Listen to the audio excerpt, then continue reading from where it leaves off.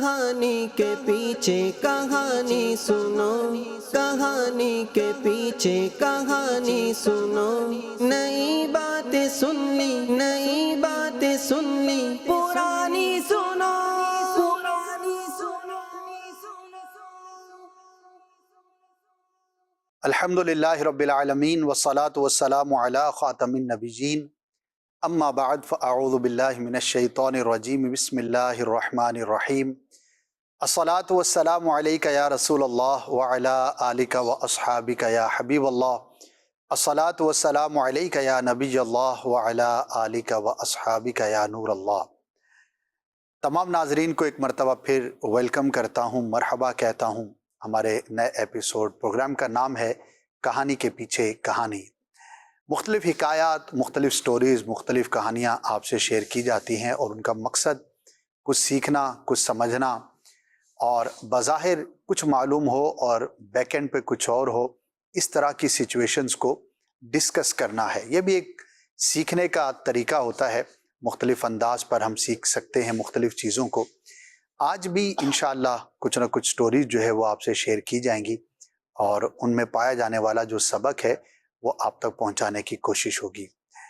درود پاک کی فضیلت سنتے ہیں۔ پیارے آقا مدینہ والے مصطفیٰ صلی اللہ تعالی علیہ وآلہ وسلم نے ارشاد فرمایا کہ جو شخص روزانہ مجھ پر 1000 بار درود پڑھے گا مرے گا نہیں جب تک کہ جنت میں اپنی جگہ نہ دیکھ لے۔ صلو علی الحبیب صلی اللہ تعالی علی محمد صلی اللہ علیہ وآلہ وسلم۔ حسب معمول ہمارے ساتھ موجود ہیں بلال مدنی بھائی، ویلکم۔ عمران مدنی بھائی، آپ کو بھی مرحبا۔ انشاءاللہ ایک دو اور بھی مبلغین تشریف لانے والے ہیں۔ شروع کرتے ہیں بلال بھائی سے اور دیکھتے ہیں کہ آج بلال بھائی کے پاس کیا سٹوری ہے۔ نحمده ونصلي ونسلم على رسوله النبي الكريم، اما بعد فاعوذ باللہ من الشیطان الرجیم، بسم اللہ الرحمن الرحیم۔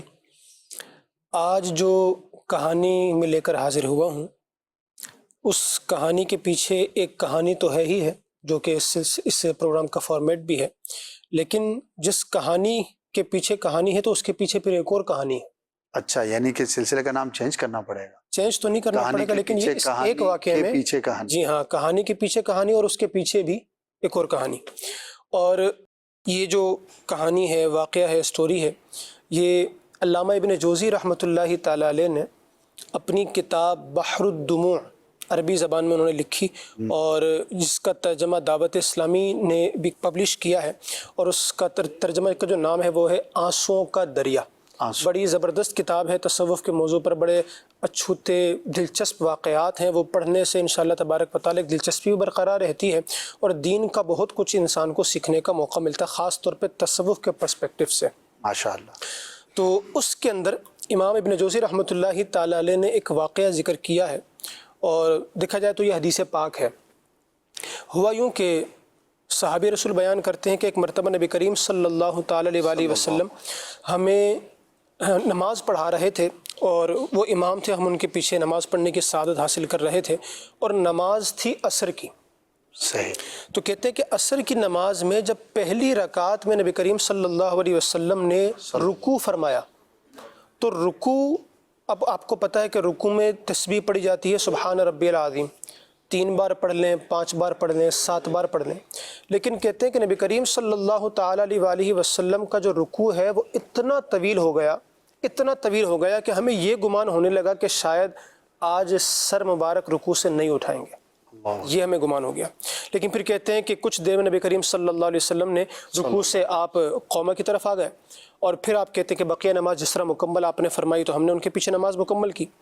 جب نبی کریم صلی اللہ علیہ وسلم نے نماز کو مکمل فرما لیا تو پھر آپ ایک رخ پر بیٹھ گئے، صحابہ کرام علیہم رضوان کی طرف رخ کر کے، اور پھر آپ نے یہ پوچھا کہ میرا بھائی، میرا جو چچا زاد ہے علی، وہ کہاں ہے؟ تو مولا علی المرتضیٰ شیر خدا کرم اللہ تعالی وجہ الکریم نے آخری صفوں کی طرف سے، پہلی صف میں نہیں تھے، دوسری میں بھی نہیں تھے، جو آخری صفیں تھیں نماز کی، وہاں سے آپ نے عرض کی لبیک یا رسول اللہ، میں یہاں پر موجود ہوں۔ سبحان اللہ۔ نبی کریم صلی اللہ علیہ وسلم نے فرمایا کہ علی میرے قریب آ جاؤ۔ تو مولا علی المرتضیٰ کرم اللہ تعالی وجہ الکریم وہاں سے اٹھے اور حضور نبی کریم صلی اللہ علیہ وسلم کے بالکل سامنے آ کر بیٹھ گئے۔ اب نبی کریم صلی اللہ علیہ وسلم نے ان سے پوچھا کہ علی کیا بات ہے کہ کیا تم نے مجھ سے پہلی صف کے فضائل نہیں سنے جو میں نے بیان کیے ہوئے ہیں کہ پہلی صف میں نماز پڑھنے کی کیا فضیلت ہے؟ عرض کرنے لگے یا رسول اللہ صلی اللہ علیہ وسلم میں بالکل سنے ہوئے ہیں۔ صحیح۔ تو آپ نے پھر پوچھا کہ علی پھر کیا وجہ ہے کہ جب میں نے یہ پوچھا ہے کہ علی کہاں ہے تو تمہاری جو آواز آ رہی ہے وہ آخری صفوں سے آ رہی ہے اور تم پہلی صف میں مجھے نظر نہیں آئے، کیا ایسا ہوا کہ حسنین کی محبت نے تمہیں روک دیا؟ یعنی تم ان کے ساتھ کھیلنے میں، ان کے ساتھ بات چیت کرنے میں ایسے مشغول ہوئے کہ تمہیں تاخیر ہو گئی اور تمہیں آخری صفوں میں جگہ ملی، کیا ایسا ہوا؟ تو مولا علی المرتضیٰ کرم اللہ تعالیٰ وجہ الکریم نے عرض کیا رسول اللہ صلی اللہ علیہ وسلم جب اللہ کی محبت کی بات آ جائے تو حسنین کی محبت پھر ہمیں کہاں روک سکتی ہے اس کی بارگاہ میں حاضر ہونے سے؟ صحیح۔ تو میرے آقا کریم صلی اللہ علیہ وسلم نے پوچھا پھر علی وجہ کیا ہے؟ وجہ کیا ہے کہ پہلی صف میں کیوں نہیں تھے، آخری صف میں کیوں تھے؟ اب یہ ہے کہانی کے پیچھے کہانی۔ اب حضرت علی رضی اللہ تعالیٰ نے عرض کیا رسول اللہ صلی اللہ علیہ وسلم بات یہ ہے کہ جب بلال نے اذان دی تو میں اس وقت مسجد میں ہی تھا۔ اچھا۔ اذان میں نے مسجد میں بیٹھ کر سنی ہے اور جب اذان مکمل ہو گئی تو اس کے بعد میں نے 2 رکعت نفل بھی ادا کیے ہیں۔ صحیح۔ اور پھر میں مسجد کے اندر ہی موجود تھا اور جب جماعت کھڑی ہونے لگی تو بلال نے اقامت کہی، میں اس وقت مسجد کے اندر ہی تھا، اور جب اقامت کہہ لی اور تکبیر اولیٰ کا وقت آیا میں اس وقت بھی مسجد کے اندر موجود تھا، لیکن پھر کہتے ہیں کہ مجھے وضو کرنے کے لیے جانا پڑا تو میں پھر وہاں سے نکل گیا تھا، پہلی صف کے اندر ہی اور اذان سے اقامت تک موجود تھا۔ کہتے ہیں میں پھر واپس آیا اپنے گھر، جب گھر میں آیا تو میں نے پکارا فاطمہ، حسن، حسین، کوئی موجود ہی نہیں تھا، کسی نے میری بات کا جواب ہی نہیں دیا۔ اب کہتے ہیں مجھے پانی کی ضرورت تھی اور مجھے وضو کر کے نماز میں حاضر ہونا تھا۔ اب کہتے ہیں کہ اس وقت میری حالت بالکل ایسے ہو گئی کہ جیسے کسی ماں سے اس کا بچہ گم ہو جائے، کیونکہ ادھر جماعت کھڑی ہو چکی ہے، یہاں مجھے پانی نہیں مل رہا، وضو کر کے مجھے جانا ہے۔ تو کہتے ہیں میں اسی عالم میں پریشانی کے اندر وہاں پر موجود تھا، کھڑا ہوا تھا کہ اچانک مجھے اپنے دائیں جانب سے سیدھی طرف سے ایک آواز آئی۔ اچھا۔ میں نے وہاں جیسے مڑ کر دیکھا تو وہاں پر ایک پیالہ موجود تھا اور وہ پیالہ سونے کا تھا اور اس پیالے کو جو ڈھکا ہوا تھا وہ ایک سبز رومال سے ڈھکا گیا تھا، اور وہ جب میں گھر کے اندر آیا تھا تو اس وقت میں نے کوئی ایسا برتن نہیں دیکھا تھا، وہ سونے کا پیالہ بھی اسی وقت ایک دم کہیں سے آیا اور اس کے اوپر سبز رنگ کا رومال، گرین کلر کا رومال بھی اس پر ڈھکا ہوا ہے۔ کہتے ہیں میں نے جب رومال ہٹایا تو اس کے اندر پانی تھا اور پانی کی کیفیت یہ تھی کہ وہ پانی دودھ سے زیادہ سفید تھا، اور جب میں نے اس کو استعمال کیا تو اس کا ذائقہ شہد سے بھی زیادہ میٹھا تھا، اتنا میٹھا پانی۔ تو کہتے ہیں میں نے فوراً اس سے وضو کیا اور اس کے بعد میں نے جو رومال تھا اس سے اپنے اعضائے وضو کی جو زائد تری تھی جو مسجد کے فرش پر نہ ٹپکے وہ میں نے صاف کی، اور پھر کہتے ہیں کہ میں مسجد کی طرف جیسے نکلنے لگا تو اچانک مجھے پھر ایک آواز سی محسوس ہوئی، میں نے پیچھے مڑ کر دیکھا تو وہ جو پیالہ تھا سونے کا وہ غائب ہو چکا تھا، جو رومال تھا وہ بھی غائب ہو چکا تھا۔ کیا بات ہے۔ تو کہتے ہیں پھر میں وہاں پر آیا تو چونکہ اگلی صف میں صحابہ کرام موجود تھے تو پھر مجھے آخر کی صفوں میں جگہ ملی، تو یا رسول اللہ صلی اللہ علیہ وسلم بات یہ ہے میں آ تو اپنے وقت پر گیا تھا، مجبوری کی وجہ سے جانا پڑا اور پھر آیا ہوں تو مجھے آخری صفوں میں جگہ ملی ہے۔ اب یہ تو تھی کہانی کے پیچھے کہانی، لیکن اسد بھائی بات یہ ہے کہ نبی کریم صلی اللہ تعالیٰ علیہ وسلم نے وہ جو پہلی رکعت میں رکوع کو اتنا لمبا فرمایا تھا کہ صحابہ کہنے لگے کہ ہمیں ایسا لگا کہ شاید آج سر مبارک نہیں اٹھائیں گے۔ اب اس کے پیچھے وجہ کیا تھی؟ تو نبی کریم صلی اللہ تعالیٰ علیہ وسلم نے مولا علی المرتضیٰ کرم اللہ تعالیٰ وجہ الکریم سے یہ ساری بات سن کر آپ نے ارشاد فرمایا کہ علی مرحبا مرحبا، اب میں تمہیں بتاتا ہوں کہ تمہاری اس کہانی کے پیچھے کیا کہانی تھی۔ صحیح۔ آپ نے ارشاد فرمایا علی بات یہ ہے کہ جب تم اپنے گھر گئے ہو وضو کرنے کے لیے تو تمہارے پاس وہ جو پیالہ آیا وہ جنتی پیالہ تھا، اور اس کے اندر جو پانی تھا وہ جنتی پانی تھا، جنت سے آیا ہوا پانی تھا، اور وہ پانی حضرت جبریل علیہ الصلوۃ والسلام لائے تھے۔ سبحان اللہ۔ اور وہ جو تم نے اس کے اوپر گرین کلر کا سبز رنگ کا رومال ڈھکا ہوا دیکھا پیالے پر، وہ رومال لانے والے حضرت میکائیل علیہ الصلوۃ والسلام تھے۔ سبحان اللہ۔ اور فرماتے ہیں کہ جب میں رکوع میں گیا پہلی رکعت کے تو تم چونکہ وہاں پر گھر میں وضو کر رہے تھے، آنے میں تاخیر ہوتی، اس وقت تک میں پہلی رکعت مکمل کر چکا ہوتا، تو مجھے اس رکوع کے اندر روکنے والے کہ یا رسول اللہ صلی اللہ علیہ وسلم علی وضو کر رہے ہیں، آپ رکوع کو لمبا کیجئے تاکہ علی آ جائیں اور تکبیر اولیٰ کا ثواب ان کو ملے، پہلی رکعت کے اندر وہ شامل ہو جائیں، تو مجھے وہ روکنے والے حضرت اسرافیل علیہ الصلوۃ والسلام تھے۔ سبحان اللہ۔ پھر آقا کریم صلی اللہ تعالیٰ علیہ وسلم نے ارشاد فرمایا کہ علی جو تم سے محبت کرے گا اللہ تبارک و تعالیٰ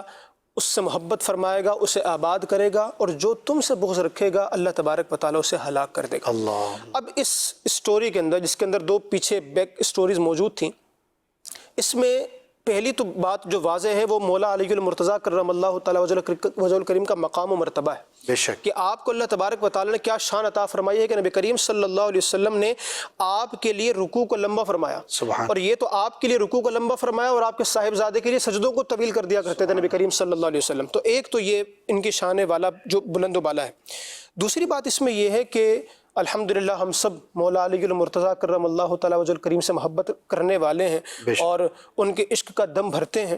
تو ہمیں یہ دیکھنا ہوگا کہ اگر ہم ان سے محبت کرتے ہیں تو محبت اطاعت بھی کرواتی ہے نا. بے شک. تو مولا علی رضی اللہ تعالیٰ عنہ کا چاہنے والا وہ نماز سے محبت کے معاملے میں کس جگہ پر کھڑا ہوا ہے کہ مولا علی یہ دیکھ رہے ہیں کہ بھی جماعت نہیں نکلی ہے، نماز کا وقت بھی نہیں نکلا ہے، صرف یہ کہ نماز کھڑی ہو گئی ہے اور ان کو مسجد سے واپس آنا پڑا وضو کے لیے، اور آپ یہ اپنی مثال یوں دے رہے ہیں کہ میری حالت ایسے ہو گئی جیسے کسی ماں سے اس کا بچہ گم ہو گیا ہو.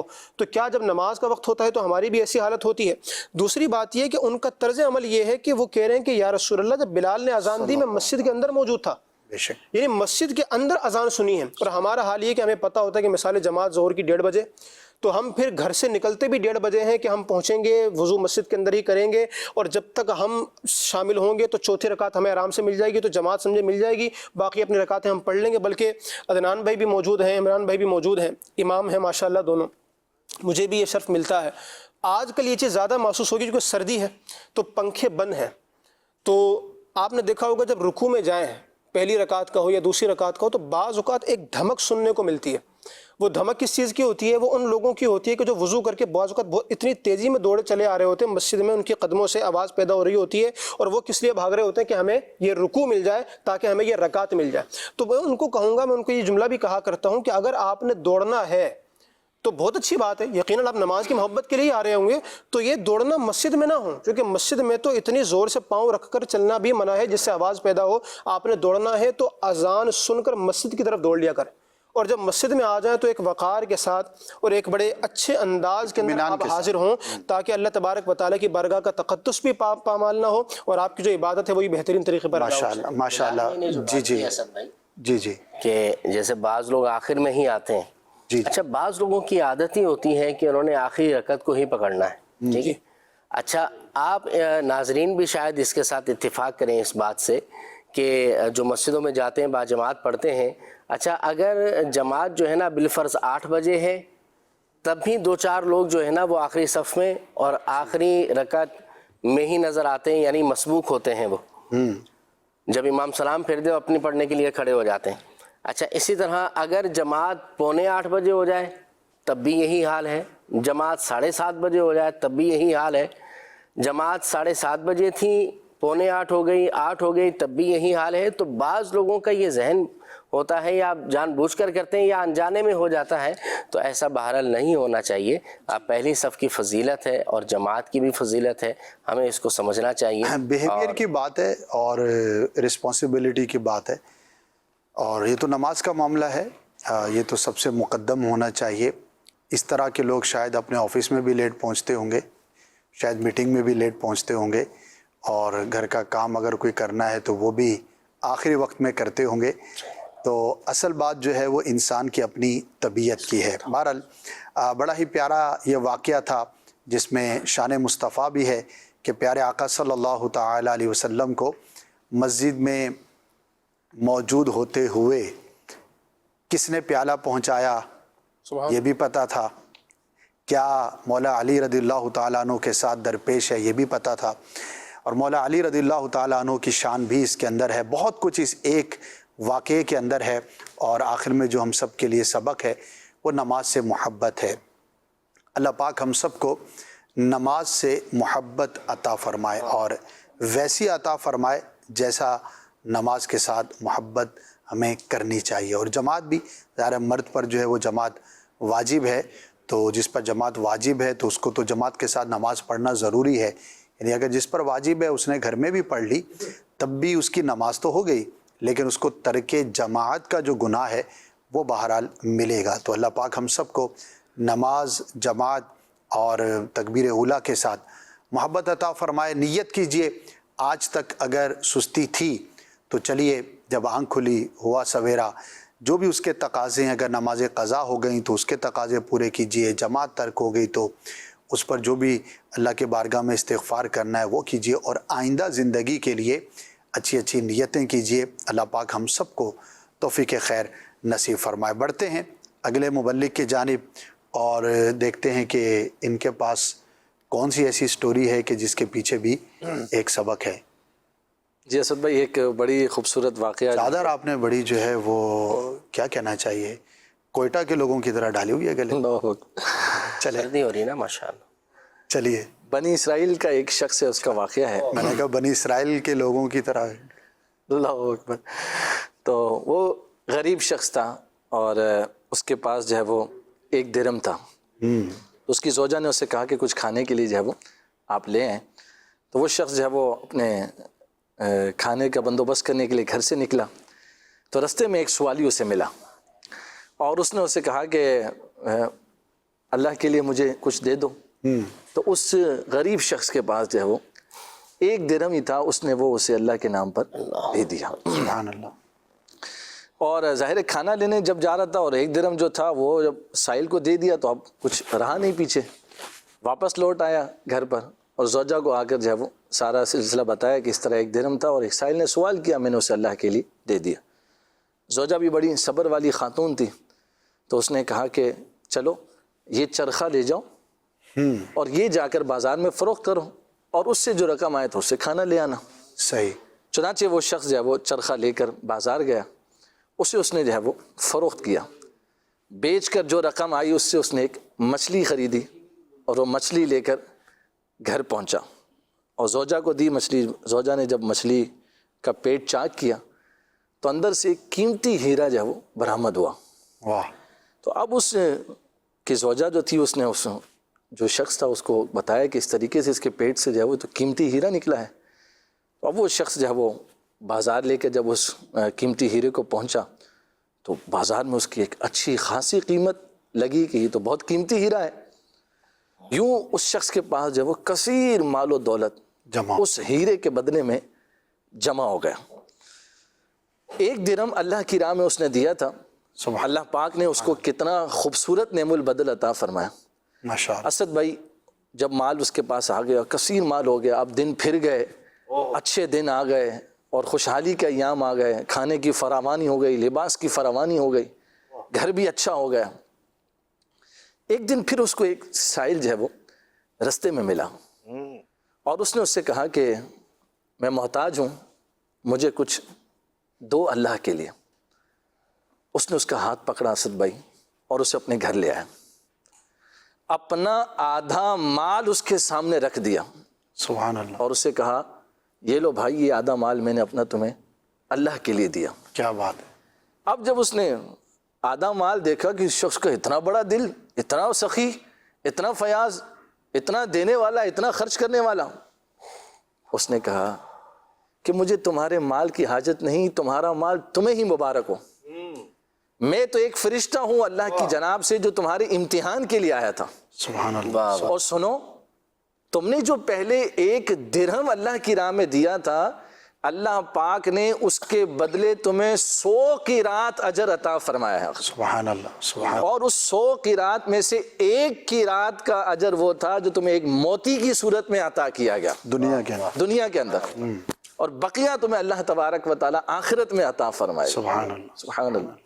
اسد بھائی یہاں پر ہمارے لیے بڑا سیکھنے کو ہے کہ جب کچھ نہیں ہوتا، بعض لوگ اس وجہ سے جب وہ اللہ کی راہ میں خرچ نہیں کر رہے ہوتے کہ ہمارے پاس تو ہے ہی کچھ نہیں، دینے کو کچھ نہیں ہے، دینے کو کچھ نہیں ہے، تو پتہ یہ چلا کہ دینے کے لیے کوئی مالیت کا یا بڑے بڑے رقم کا ہونا ضروری نہیں ہے۔ میرے آقا صلی اللہ علیہ وآلہ وسلم نے ارشاد فرمایا سخاوت کا تعلق تمنگری سے، مالداری سے نہیں، سخاوت کا تعلق تو دل سے ہے۔ اب دیکھیے اللہ تعالیٰ نے اس غریب کو کیسا دل عطا فرمایا تھا، اس کے پاس 1 ہی درہم تھا، اس نے وہ بھی اللہ پاک کی راہ میں خرچ کر دیا، پھر اللہ پاک نے اس کو اپنے غیب کے خزانوں سے کیسا مالا مال فرمایا۔ اور پھر جب آ گیا مال تو ایسا نہیں کہ وہ اس مال کے اوپر تکبر کرنے لگ گیا، اترانے لگ گیا، دوسروں کو حقیر سمجھنے لگ گیا اور اس کو اپنا کمال اور اپنا فضل سمجھنے لگ گیا، نہیں، اس کی لو پھر بھی بارگاہ الہی میں ہی لگی رہی کہ میرے رب نے مجھے عطا فرمایا ہے۔ اب جب سائل ملا تو اب اس کے دینے کا گراف بھی بڑھ گیا، پہلے 1 ہی درہم تھا تو 1 اللہ کی راہ میں دیا، اب جب مسائل آیا تو ایسا نہیں کہ اس نے کہا کہ تھوڑا بہت مال دے دو پکڑا دو، نہیں، کنجوسی نہیں، بلکہ کنجوسی سے کام لیتے ہوئے نہیں، بلکہ سخاوت کرتے ہوئے اپنی حیثیت کے مطابق بڑھ کر اس شخص کو دیا. سبحان اللہ، اللہ پاک نے اس کو کیسا انعام عطا فرمایا. ماشاءاللہ. یہاں پر بڑی پیاری بات ہے، اور دونوں اس واقعے میں دونوں کمپیریزنز ہیں، اور یہ ہم اپنے بارے میں بھی غور کر سکتے ہیں، اور معاشرے کے دیگر افراد اور دیگر جو لوگ ہیں ان کے بارے میں بھی ہم دیکھ سکتے ہیں. دونوں طرح کے لوگ موجود رہتے ہیں، اور ایک وہ ہیں کہ جو نہ دینے کا یہ بہانہ بناتے ہیں کہ ہم کیا دیں. اور سچی بات تو یہ کہ جب بھی صدقہ یا راہ خدا میں خرچ کرنے کا کہا جاتا ہے تو ذہن فوراً بہت زیادہ مالداروں کی طرف رغبت کرتا ہے، چلا جاتا ہے کہ شاید وہی لوگ دیں گے، جبکہ اللہ نے آپ کو جو دیا ہے اسی میں سے کچھ دے دیجئے. اچھا، ایسا نہیں ہے کہ ہر غریب کنجوس ہوتا ہے یا ہر مالدار جو ہے وہ سخی ہوتا ہے. ماشاءاللہ کئی ایسے صدقے کے صورتیں ہیں جو ہم نے دیکھی ہیں کہ لوگ جو ہے وہ خدمت کر رہے ہوتے ہیں اور اپنی حیثیت کے مطابق دے رہے ہوتے ہیں. بلکہ میں یہاں پر بزرگ خواتین جو ہماری یوں سمجھے کہ 25-30 سال پہلے کا جو کلچر تھا اب بھی کسی حد تک باقی ہے، لیکن کہیے کہ زیادہ سٹرونگ تھا کہ ہر جمعرات کو کچھ نہ کچھ کھانا بنا کر محلے میں، مسجد میں مسافروں کے لیے ضرور پیش کرنا ہے. اسی طرح جو بزرگان دین کے ایام ہوتے تھے تو اسپیشل بنتا تھا، بلکہ اب بھی ہوگا لیکن پہلے یہ رواج کہیں زیادہ تھا کہ خاص طور پر جمعہ کے دن خصوصی کھانا بنتا تھا کہ آج جمعہ کا دن ہے، عید کا دن ہے، اور ایک سیلیبریشن ہے، اسلامک ڈے ہے، فضیلت ہے اللہ پاک کی بارگاہ میں، تو کچھ اسپیشل بنتا تھا اپنے گھر والوں کے لیے بھی، اور اس میں سے کچھ نہ کچھ حصہ جو ہے وہ دے دیا جاتا تھا. تو دینے والا دل ہونا چاہیے، اور اگر آپ کا دینے کا ذہن ہوگا تو انشاءاللہ آپ ضرور دیں گے. ایک دفعہ مفتی صاحب سے کسی نے پوچھا کہ کیا سخاوت جو ہے وہ پرانے زمانے میں ہی دفن ہو گئی؟ تو آپ نے فرمایا کہ نہیں، آج بھی اس کی نظیر اور مثال ملتی ہے. یعنی کہ اللہ پاک کی راہ میں خرچ کرنے والے ایک سے بڑھ کر آج بھی لوگ موجود ہیں. آج بھی کم آمدن کے باوجود اس میں سے بچا بچا کر جو ہے وہ دینے والے موجود ہوتے ہیں. تو میں اور آپ یہ غور کریں کہ ہم اللہ کی راہ میں کتنا دیتے ہیں. کچھ ایسے ہمیں ایریاز ڈیفائن کر لینے چاہیے کہ یہاں پر ہم نے جو ہے وہ ضرور دینا ہے. سب سے پہلے دینے کے اندر یہ ہے کہ ہمارا اپنا گھر ہے، سب سے پہلے اپنے عیال ہیں، ان کے حق ہے، ان کا خیال رکھنا ہے. پھر جو قریبی ہمارے رشتہ دار ہیں ان میں ہم نے خرچ کرنا ہے، مدد کرنی ہے، خاص طور پہ جو ضرورت مند ہے اور غریب ہے. پھر ہمارے ہمسائے ہیں، ان کا خیال رکھنا ہے. اسی طرح کچھ سوشل اور اسلامک کلچرل ہمارے رسپانسبلٹیز ہیں. مثال کے طور پر ہمارے محلے کی جو مسجد ہے اس کے اخراجات کس نے پورے کرنے ہیں؟ ہم وہاں جاتے ہیں، نماز پڑھتے ہیں، ورنہ جمعہ تو تقریباً لوگ پڑھتے ہیں. تو جمعے کے دن اگر 500 نمازی ہیں تو شاید 100-150 ہی دیتے ہیں. بھائی وہ جو چندہ ہے اسی سے مسجد کے اخراجات نے پورا ہونا ہے. تو یہ ہماری ایک سوشل رسپانسبلٹی ہے کہ مسجد محلہ جو ہے اس کے اخراجات ہم ہی نے پورے کرنے. اسی طرح دینی مدرسہ ہے، جیسے دعوت اسلامی کے جامعات ہیں، مدارس ہیں، تو یہ ماشاءاللہ ایک تعداد میں موجود ہیں. تو اب یہ بھی ہمارا ایک سوشل اور کلچرل، یہ ہماری رسپانسبلٹی ہے کہ یہاں پر جو پڑھیں گے وہی علماء بنیں گے، حفاظ بنیں گے، کل ہمارے امام بنیں گے. تو ان مدارس کا خیال رکھنا یہ ہماری ذمہ داری. اسی طرح اور جو دینی امور ہوتے ہیں، جیسے دعوت اسلامی کو ہم پیش کرتے ہیں تو دعوت اسلامی ہمیں ریٹرن بیک کرتی ہے. آپ اس وقت جو بیٹھے گھر کے اندر دیکھ رہے ہیں تو یہ جو آپ تک سیٹلائٹ میڈیا کے ذریعے پیغام پہنچ رہا ہے، اس کے پیچھے کیا ہے؟ لاکھوں روپے کے اخراجات ہیں. کون پورا کرتا ہے؟ سوسائٹی پوری کرتی ہے، آپ لوگ پورا کرتے ہیں. تو یوں چند جگہیں ہمیں مارک کر لینی چاہیے منیمم کہ بھئی یہاں تو مجھے دینا ہے 2-3 جگہ، اور پھر اس کے بعد جتنا آپ دم مو دم میریئر والی بات ہے، جتنا گڑ اتنا میٹھا، انشاءاللہ آپ کو اللہ پاک جو ہے وہ نوازے گا. اور دینے والے دیتے ہیں، آج بھی دیتے ہیں، اللہ نے نوازا. میں نے ایک مسجد دیکھی افریقہ کے کسی کنٹری کے اندر، اور اس کے پیچھے ایک برکت بھی تھی. ترکی کے کسی شخص نے وہ مسجد بنائی، اور مجھے جو یاد پڑتا ہے وہ اس ایک شخص نے غالباً 4 ارب روپے پاکستانی اس پہ خرچ کیے تھے. اور کہا یہ جاتا ہے کہ اس کو خواب میں جو ہے وہ زیارت ہوئی تھی سرکار صلی اللہ علیہ وسلم کی، اور مسجد کا کہا گیا تو اس نے ماشاءاللہ ایک شخص نے ہی وہ پوری مسجد تعمیر کیا. اچھا اب اللہ نے اس کو ظاہر ہے کہ خربوں دیا ہوگا جس میں سے اس نے اربوں جو ہے وہ ایک مسجد پہ خرچ کیا, لیکن دیا نا, اسی معاشرے کا ہی وہ فرد, اسی دنیا اور اسی زمانے کا ہی وہ شخص. اسی طرح آپ کے علاقوں میں بھی ماشاءاللہ ایک سے ایک ہوں گے. تو اللہ پاک کی بارگاہ میں ہمیں سخی ہونے کی دعا کرتے رہنا چاہیے.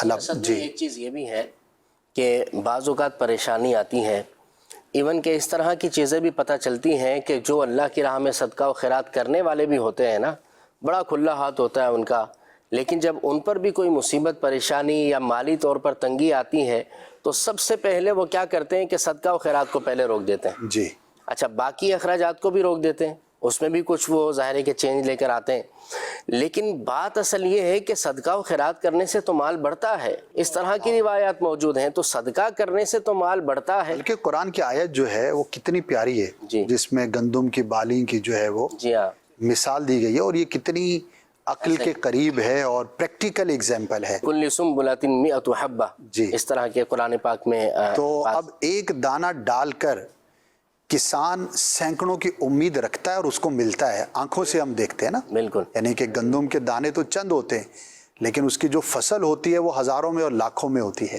تو صدقہ راہ خدا میں خرچ کرنے کی مثال مال کے بڑھنے کی اس طرح سے دی گئی. تو اللہ پاک کے وعدوں پر ہمیں اعتماد جو ہے وہ ہونا چاہیے, توکل ہونا چاہیے, اور دل چھوٹا نہیں کرنا چاہیے. اور جیسے کہ عمران بھائی نے کہا کہ مالدار بعض اوقات آزمائش میں آ جاتا ہے, بالکل آ جاتا ہے, آپ نے بھی دیکھے ہوں گے.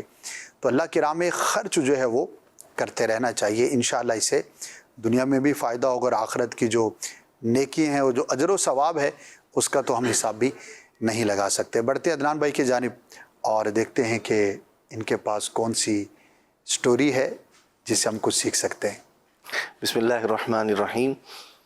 حضرت علامہ ابن جوزی رحمۃ اللہ تعالیٰ علیہ نے ایک واقعہ نقل فرمایا ہے حضرت ابو حازم رحمۃ اللہ تعالیٰ کے حوالے سے. وہ فرماتے ہیں کہ مجھے ایک شخص جو ہے وہ ملا اور اس نے اپنا واقعہ مجھے سنایا کہ جو اس نے دیکھا تھا. اس نے کیا دیکھا؟ کہتے ہیں کہ میں ایک بار سفر میں کہیں جا رہا تھا, چلتے چلتے ایک ایسے جنگل بیابان میں ویران جگہ پہنچ گیا جہاں کوئی آبادی نہیں تھی. سناٹا ہو کا عالم, رات کا وقت, اور کہتے ہیں کہ دور دور تک کوئی آبادی نہیں تھی. اب ایک دم دل کے اندر جو ہے وہ خطرہ سا بھی محسوس ہوا کہ یہاں جو ہے اگر مجھے کسی چیز کی ضرورت پڑی تو پھر کیا بنے گا. کہتے ہیں لیکن میں چلتا رہا تو میں نے دور دیکھا, مجھے 2 جھوپڑیاں نظر آئی. تو اب مجھے جو ہے وہ پیاس اور کھانے کی طلب بھی ہونے لگی. تو میں نے ان جھوپڑیوں کے قریب گیا, میں نے کہا شاید یہاں سے کچھ کھانے کو ملے گا. تو کہتے ہیں کہ میں نے وہاں جا کے صدا لگائی کہ بھئی کچھ کھانے کے لیے ہے آپ لوگوں کے پاس. تو میری آواز لگانے پر اس کے اندر سے 2 بوڑھی خواتین جو ہے وہ باہر آئیں. ان میں سے ایک عمر رسیدہ تھی اور ایک کی عمر دوسری کے مقابلے میں کچھ کم تھی. صحیح. تو فرماتے ہیں کہ میں نے ان سے بات چیت کی کہ مجھے جو ہے وہ کچھ کھانے کے لیے چاہیے. تو انہوں نے اللہ کی قسم کھا کے کہا کہ اس خالق و مالک کی قسم جو تمہیں یہاں لے کر آیا, ہمارے پاس فی الوقت ابھی کوئی ایسی چیز نہیں ہے جس کے ذریعے ہم آپ کی مہمان نوازی کر سکیں. صحیح. تو اب جب یہ بات ہوئی تو اب فرماتے ہیں کہ مجھے ایک اور حیرانی یہ ہوئی کہ بھئی ان 2 خواتین ہیں اور ان کے پاس کچھ بھی نہیں ہے. تو میں نے اگلا سوال یہ کیا کہ آپ لوگ یہاں جنگل میں کیا کر رہی ہیں؟ میں تو چلو مسافر ہوں. ہاں جی, اور آپ تو جھوپڑیاں لگا کے یہاں رہ رہی ہیں, تو یہ کیا ماجرا ہے؟ تو انہوں نے کہا کہ بھئی ہم جو ہے نا وہ اللہ تبارک و تعالیٰ کا آسرا ہے, اور دوسرا جو ہے وہ یہاں سے جو مسافر وغیرہ گزرتے ہیں ان سے جو ہے وہ ہمارا کھانا پینا اللہ تبارک و تعالیٰ کر دیتا ہے, تو یوں ہمارا گزر بسر ہو رہا ہے. تو آپ نے فرمایا کہ چلیں ٹھیک ہے. یہ بات چیت کر کے جب کوئی ایسی سبیل امید نہ بنی یہاں سے, تو فرماتے ہیں کہ میں وہاں سے کچھ دور جا کے اور بیٹھ گیا آرام کرنے کے لیے. میں نے کہا رات یہاں گزاروں, اس کے بعد پھر جاؤں گا.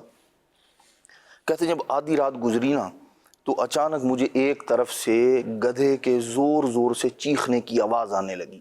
صحیح. اور فرماتے ہیں کہ وہ آواز جو ہے نا وہ شدت اختیار کرتی گئی, پہلے آہستہ آہستہ پھر تیز تیز تیز تیز ہوتی رہی. اور فرماتے ہیں کہ ایسے میں نیند کدھر سے آئے، اور ایسا نہیں ہے کہ یہ آواز جو تھی وہ کچھ دیر آئی اور پھر ختم ہوگی، کہتے ہیں مسلسل آدھی رات کے بعد سے جو شروع ہوئی صبح تک میں وہ آواز سنتا رہا، کبھی اس طرف جو ہے وہ کروٹ لیتا، کبھی اس طرف کروٹ بدلتا، اور ایک جنگل کے اندر ایک دہشت والا معاملہ، نہ اٹھ کر جا سکتا تھا اس وقت رات میں، پتہ نہیں کیا مسئلہ ہے کیا بات ہے۔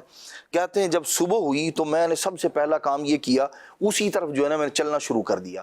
میں نے کہا دیکھوں معاملہ کیا ہے، بات کیا ہے۔ عام طور پر جانوروں کی جو آواز ہوتی ہے وہ ایک دو دفعہ مطلب وہ بولا اس کے بعد ختم، لیکن یہ کیا معاملہ ہے، ساری رات جو ہے وہ آدھی رات کے بعد سے میں یہ آواز سنتا رہا ہوں۔ تو کہتے ہیں کہ جب میں چلتے چلتے چلتے کچھ دور پہنچا تو اب مجھ پر وہ جو خوف تھا نا وہ مزید بڑھ گیا۔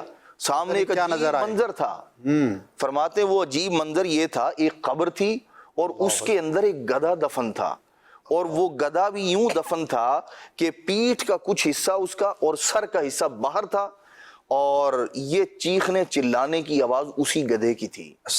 اور فرماتے ہیں کہ میں نے اس کو دیکھا تو مجھ پر تو کب کبھی طاری ہو گئی، میں وہاں سے دوڑا اور وہ جو دو جھونپڑیاں تھیں میں ان کے قریب آیا، اور اب میں نے ان سے آ کے کہا، میں نے کہا کہ مجھے یہ بتائیں کہ یہ قبر والا کون ہے، یہ گدھے کو جو یہاں دفن کیا گیا ہے یہ کیا معاملہ ہے۔ کہتے ہیں کہ جب میں نے یہ بات کی نا تو ان دونوں نے کہا کہ اگر آپ اس کے بارے میں نہ معلوم کریں، نہ پوچھیں تو اس میں کیا حرج ہے۔ اللہ اکبر۔ اس نے کہا اگر آپ بتا دیں تو اچھا ہے، میں تو پریشان رہا ہوں، تو وہی یہ معاملہ تو حل ہو، گتھی تو سلجھے، مسئلہ کیا ہے۔ تو اب یہ اس ساری کہانی کے پیچھے، سارے واقعے کے پیچھے وہ جو گدھا تھا وہ گدھا تھا کیا تھا، اب اس راز سے ان دونوں خواتین نے پردہ اٹھایا۔ ان میں سے وہ جس کی عمر کچھ کم تھی دوسری کے مقابلے میں، اس نے کہا بات دراصل یہ ہے، یہ جو ابھی تم نے منظر دیکھا ہے اور گدھے کو جو تم نے دفن دیکھا، یہ میرا شوہر اور اس بوڑھی اماں کا بیٹا ہے۔ اللہ۔ تو اب کہنے لگے، میں نے کہا بھائی یہ کیا بات ہے۔ تو اس خاتون نے بتایا، اس نے کہا بات دراصل یہ ہے، یہ اپنی ماں کا انتہائی نافرمان تھا، اور اتنا نافرمان کہ میں نے اس سے بڑھ کے نافرمان ماں کا کوئی دیکھا ہی نہیں۔ یہ برے کام کرتا تھا، گھر میں آتا اور اپنی والدہ کے ساتھ جو ہے نا وہ بدتمیزی کرتا دنیا کی زندگی کے اندر۔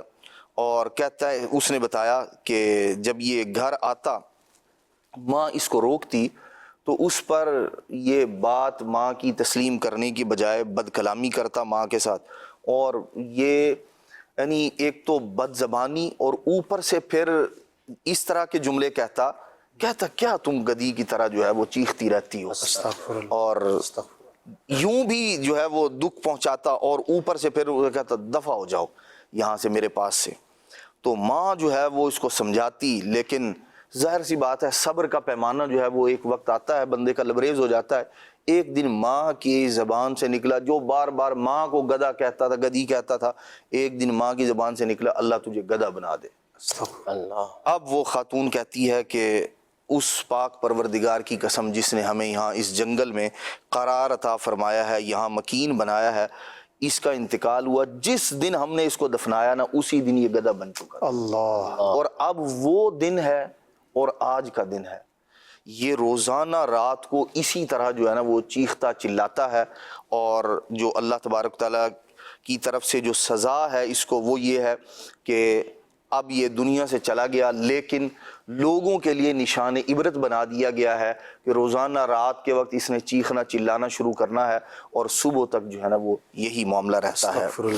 تو یوں انہوں نے ایک جو پردہ اٹھایا اس معاملے سے، تو بات یہ سامنے آئی کہ یہ والدہ کا نافرمان تھا۔ یہ تو بات بالکل پتھر پر لکیر ہے، اور یہ بات بیان بھی کی گئی کہ گناہ تو گناہ ہے، کوئی سا بھی ہو اس کی سزا تو ہوتی ہے، لیکن جو ماں باپ کا نافرمان ہے تو اس کا جو انجام ہے وہ دنیا میں ہی ظاہر ہو جاتا ہے۔ جی، ایسا کم ہوتا ہے جیسا حدیث پاک میں بھی ہے، نبی پاک صلی اللہ تعالیٰ علیہ وسلم نے خود ارشاد فرمایا بعض گناہ وہ ہیں کہ اللہ تبارک و تعالیٰ ان کی سزا کو مؤخر کر دیتا ہے، جی، یعنی اس کا تعلق آخرت سے ہوتا ہے، آخرت میں اس کا حساب کتاب ہوگا، لیکن فرمایا وہ گناہ جن کی سزا دنیا میں بھی بندے کو دی جاتی ہے، ارشاد فرمایا ان میں سے ماں باپ کی نافرمانی بھی ہے۔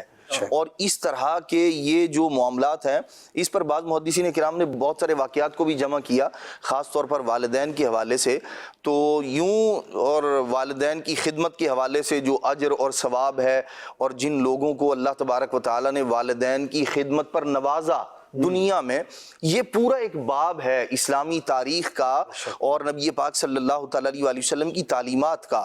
تو ہمیں چاہیے کہ ہم والدین کو اللہ تبارک تعالیٰ نے عزت عطا فرمائی ہے اور ہمیں ان کی اطاعت کا حکم دیا ہے. آدمی ویسے بھی جو شخص ہم پر احسان کرتا ہے دنیاوی اعتبار سے، عقل صحیح کا بھی تقاضا یہی ہے کہ جو شخص ہم پر احسان کرے تو ہم اس کی قدر کرتے ہیں، اس کے احسان کے نیچے اپنے آپ کو، اپنے کندھوں پر ایک بوجھ محسوس کرتے ہیں کہ یہ بندہ میرے کام آیا تھا. تو جو ایک آدھ مرتبہ احسان کرے ہم اس کی دید قدر کرتے ہیں، قدر کرتے ہیں کہ یار یہ میرا محسن ہے. تو والدین وہ محسن ہیں جو سال ہا سال اپنے آپ کو بعض اوقات مشقت میں، بعض اوقات نہیں بلکہ یقیناً بہت مرتبہ وہ مشقت میں ڈال کر اپنی اولاد کا بھلا کر رہے ہوتے ہیں. وہ کھانے پینے کے اعتبار سے ہو، ضروریات کو پورے کرنے کے اعتبار سے ہو، دیگر اور معاملات کے اعتبار سے ہو. تو اللہ تبارک و تعالیٰ نے ایک تو فضل یہ فرمایا کہ ہم ویسے ہی ان کے احسانوں تلے دبے ہوئے ہیں، لیکن اب جب ہم ان کے ساتھ اچھا سلوک کرتے ہیں اس پر فضل اور کرم یہ ہے کہ اللہ کریم اجر و ثواب عطا فرماتا ہے. بے شک جی بالکل. اور یہ بہت ہی سینسیٹیو ٹاپک اس اعتبار سے یوں کہہ سکتے ہیں اس کو کہ ہر زمانے میں اس ٹاپک کی ضرورت رہی، لیکن اس زمانے میں جتنی اس کی ضرورت ہے شاید ماضی میں کبھی نہ تھی، کیونکہ مجموعی طور پر لوگ جو ہے وہ بے باک ہوتے چلے جا رہے ہیں. ماں باپ کا معاملہ ہو، دوست احباب کا معاملہ ہو، یا کوئی سا بھی معاملہ ہو، مجموعی طور پر لوگ جو ہے وہ بے باکی کی طرف بڑھتے چلے جا رہے ہیں.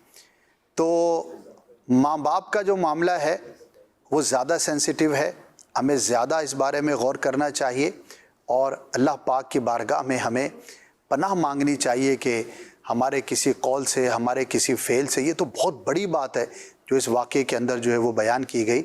علماء نے یہاں تک لکھا ہے قرآن و حدیث کی روشنی میں کہ اولاد پر یہ لازم ہے کہ جیسے بھی ممکن ہو سکے ماں باپ کو راضی رکھے، یعنی کہ دیر از نو اینی ادر وے. یہ ہو نہیں سکتا کہ ماں باپ آپ سے ناراض ہوں. ہاں بہت کم کہیں پہ جا کر کوئی ایسا درجہ آتا ہے کہ جہاں پر وہ اذیت کوڑنے والا معاملہ، وہ بہت بہت زیادہ کم ہے. اکثر جو ہے وہ اولاد ہی کی طرف سے جو ہے وہ معاملات ہوتے ہیں. اور اگر ماں باپ کی جانب سے کوئی آزمائش ہو بھی تو وہ بھی تو ایک آزمائش کی صورت ہے، جس طرح دیگر صورتیں ہوتی ہیں. وہاں پر بھی اولاد پر یہی لازم ہے کہ وہ نافرمانی سے اپنے آپ کو جو ہے وہ دور رکھیں اور ماں باپ کی اطاعت کی طرف ہی آگے بڑھیں. بڑھتے عمران بھائی کی جانب اور دیکھتے ہیں کہ ان کے پاس کیا واقعہ ہے. بسم اللہ الرحمن الرحیم. جی بنی اسرائیل کا واقعہ ہے. دو میاں بیوی تھے اور دونوں ساتھ رہتے تھے. تو اللہ رب العالمین نے اس وقت کے نبی علیہ الصلوۃ والسلام پر وحی فرمائی کہ آپ ان کو جا کر بتائیں کہ ان کی جوانی کے اندر یا پھر ان کے بڑھاپے کے اندر ان کو مالدار کر دیا جائے گا. تو اب یہ بتائیں کہ یہ جوانی میں مالدار ہونا چاہتے ہیں یا بڑھاپے میں مالدار ہونا چاہتے ہیں. تو اس وقت جو شوہر تھا وہ کہنے لگا کہ ہم ایسا کرتے ہیں کہ جوانی میں مالداری کو قبول کر لیتے ہیں، کیونکہ جوانی میں طاقت بھی ہوگی تو مال خرچ کرنے کا جذبہ بھی ہوگا، ضرورتیں بھی ہوں گی، تو جوانی کے اندر مال کو لے لیتے ہیں. لیکن اس کی زوجہ نے، اس کی بیوی نے کہا کہ نہیں، ہم جو ہے نا وہ بڑھاپے میں مال کو قبول کرتے ہیں، کیونکہ عبادت کا اصل وقت تو جوانی ہی ہے کہ جوانی میں اللہ کو راضی کیا جائے اور اللہ رب العالمین کی عبادت کی جائے. لہٰذا ہم جو ہے جوانی کو چھوڑ کر بڑھاپے میں جو ہے مال کو قبول کرتے ہیں. اگر اللہ نے دیا تو ٹھیک ہے، ورنہ جو ہے میرے مولا کی مرضی، رب کی مرضی. تو اب شوہر بھی اس بات پر متفق ہو جاتا ہے، کہہ رہے ہیں کہ ہاں تمہاری بات ٹھیک ہے اور ہم جو ہے بڑھاپے کے اندر مال کو قبول کرتے ہیں.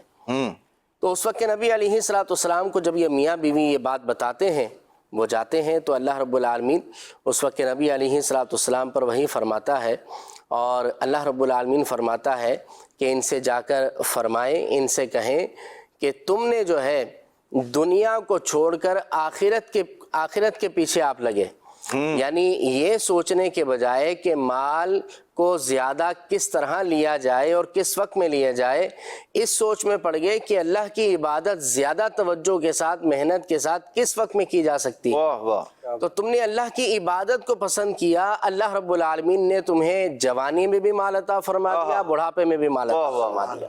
واہ واہ، کیا اب یہ واقعہ بنی اسرائیل کا ہے، اور اس واقعے سے سیکھنے کو یہ ملتا ہے کہ جو بندہ دنیا کے پیچھے بھاگتا ہے تو پھر دنیا اسے اپنا غلام بنا لیتی ہے اور دنیا اسے اپنے پیچھے بھگاتی ہے، لیکن جو بندہ آخرت کے پیچھے بھاگتا ہے، اپنی آخرت کو بنانے کے لیے اپنی قبر حشر موت کی تیاری کرتا ہے، اپنے رب کو راضی کرنے کی کوشش کرتا ہے، اللہ پاک اس سے راضی ہوتا ہے اور دنیا کو اس کے قدموں میں ڈال دیتا ہے۔ اب دنیا اس کے پیچھے جو ہے وہ لگ رہی ہوتی ہے۔ قرآن کریم کے اندر بہت سارے مقامات پر اس طرح کے مفہوم کو بیان کیا گیا ہے، جیسے کہ اللہ رب العالمین فرماتا ہے بل تؤثرون الحیات الدنیا، تم جو ہے وہ دنیاوی زندگی کو ترجیح دیتے ہو، والآخرۃ خیر وابقی، فرمایا کہ آخرت جو ہے وہ باقی رہنے والی ہے اور بہتر ہے۔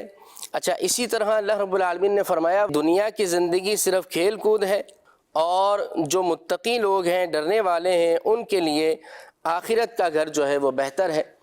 تو اب آخرت کے پیچھے لگا جائے تو اللہ رب العالمین دنیا بھی عطا فرما دیتا ہے۔ دیکھیں ہماری زندگی ہے اسد بھائی کتنی، میں آپ کو ایک حدیث مبارک سناتا ہوں۔ پیارے آقا مدینے والے مصطفیٰ صلی اللہ علیہ وسلم نے ارشاد فرمایا ما بین 60 الی 70، فرمایا کہ میری امت کی اوسطاً عمر 60 سے 70 سال ہے، یعنی ہماری جو ایوریج لائف ہے وہ 60 سے 70 سال کی ہے، یعنی زیادہ سے زیادہ عمر مجموعی طور پر کچھ لوگ اس سے اوپر بھی بڑھ جاتے ہیں، لیکن جو اس سے اوپر بھی بڑھتے ہیں تو بڑھاپا ایک الگ جو ہے وہ بیماریوں کا نام اور آزمائش کا نام ہے۔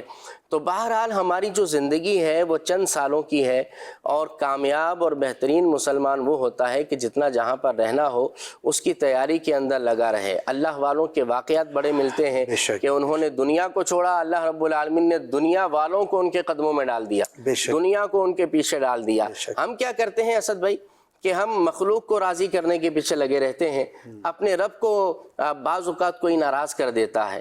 جب رب کو راضی کریں گے تو سب راضی ہو جائیں گے۔ قرآن کریم میں اللہ رب العالمین نے فرمایا ہے وَرِضْوَانٌ مِّنَ اللَّهِ اکبر، فرمایا اللہ کی رضا سب سے بڑی چیز ہے۔ اللہ کو راضی کریں، اس کی عبادت کر کے، نماز پڑھ کے، گناہوں سے بچ کر اللہ رب العالمین کو راضی کر لیں گے تو ہر چیز کا مالک و خالق کون ہے؟ اللہ رب العالمین ہی ہے۔ تو جب مالک و خالق راضی ہو جائے گا ہر چیز انشاءاللہ جو ہے وہ ہمارے قدموں میں ماشاءاللہ، بہت دنیا آخرت بہتر ہوگی۔ جی بالکل، بہت بنیادی بات ہے، اور اس کے اندر بیلنس جو ہے وہ ضروری ہے۔ دنیا کے پیچھے اتنا مشغول ہو جانا کہ جس کی وجہ سے آپ کی آخرت کا نقصان ہو جائے، تو یہ تو بالکل ہی ایک عجیب سی بات ہے، اور اس پر بہت کلام کیا گیا ہے۔ بات یہ ہے کہ ہم اس کو کتنا پڑھتے ہیں، کتنا سنتے ہیں۔ عموماً ہماری جو توجہ ہوتی ہے، ہمارا جو ایک براٹ اپ ہے بچپن ہی سے، تو اس کے اندر دنیاوی ترقی اور مال و زر کا کمانا اور نعمتیں اور یہ ساری چیزیں تو ٹریننگز بھی ہوتی ہیں۔ میں آپ سے سوال کر لیتا ہوں کہ آپ نے آج تک جتنی ٹریننگز زندگی میں حاصل کی ہیں تو اس میں کتنے % جو ہے وہ دنیا پر مشتمل تھی، اور کتنی ایسی تھی کہ جس کے اندر آخرت کی گول سیٹنگ آپ کو بتائی گئی؟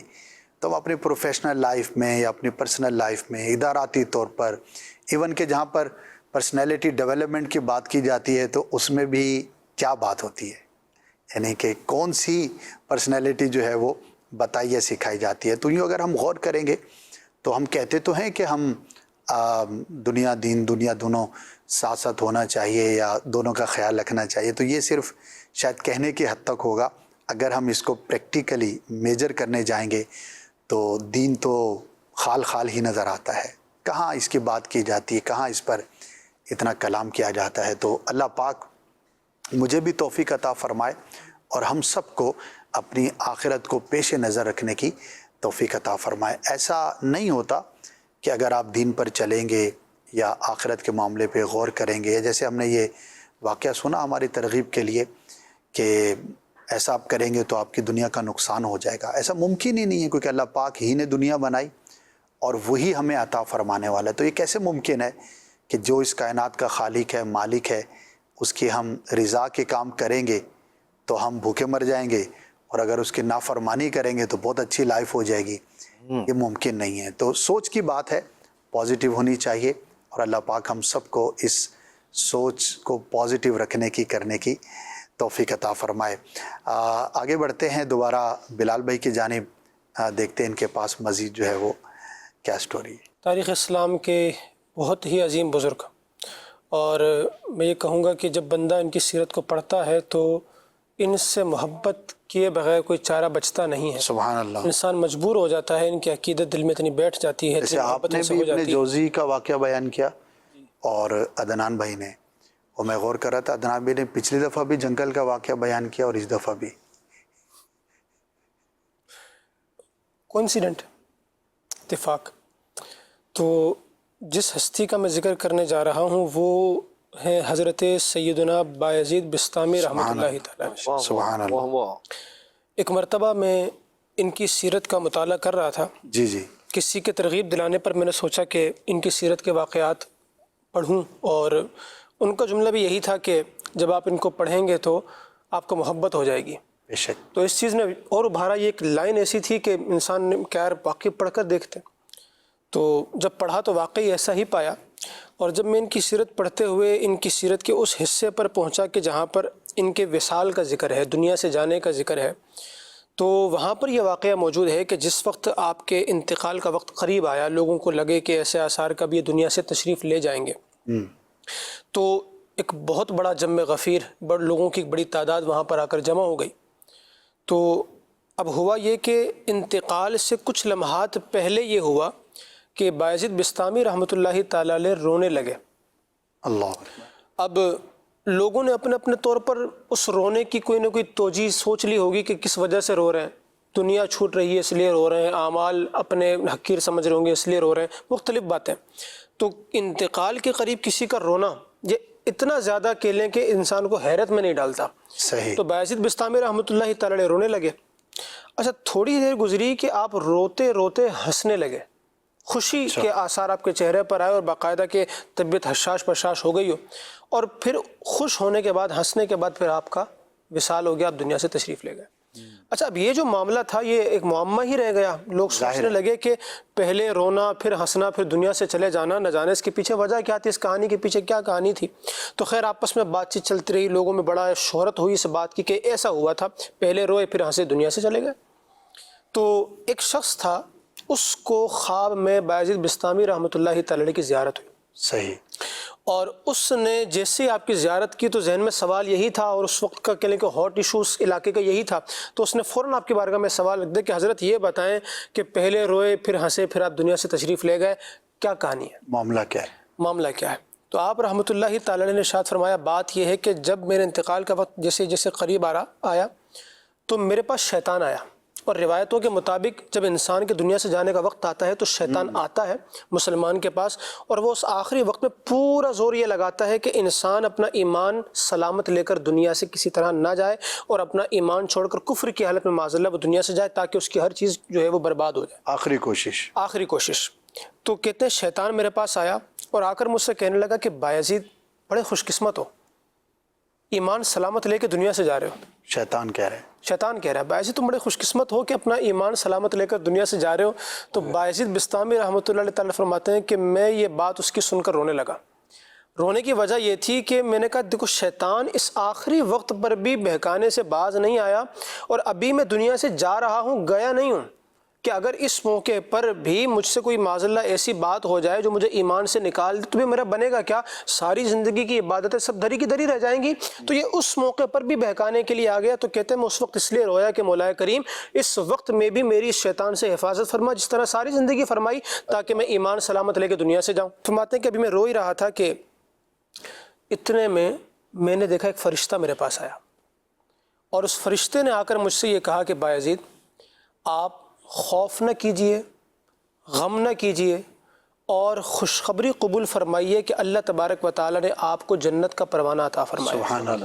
تو کہتے ہیں کہ جب وہ فرشتہ آیا میرے پاس اور اس نے اس قسم کی مجھے تسلی دی، خوف سے منع کیا، غم سے منع کیا اور مجھے جنت کی خوشخبری دی، تو وہ سن کر میں ہنسا اور اس کے بعد میری روح کو قبض کر لیا گیا۔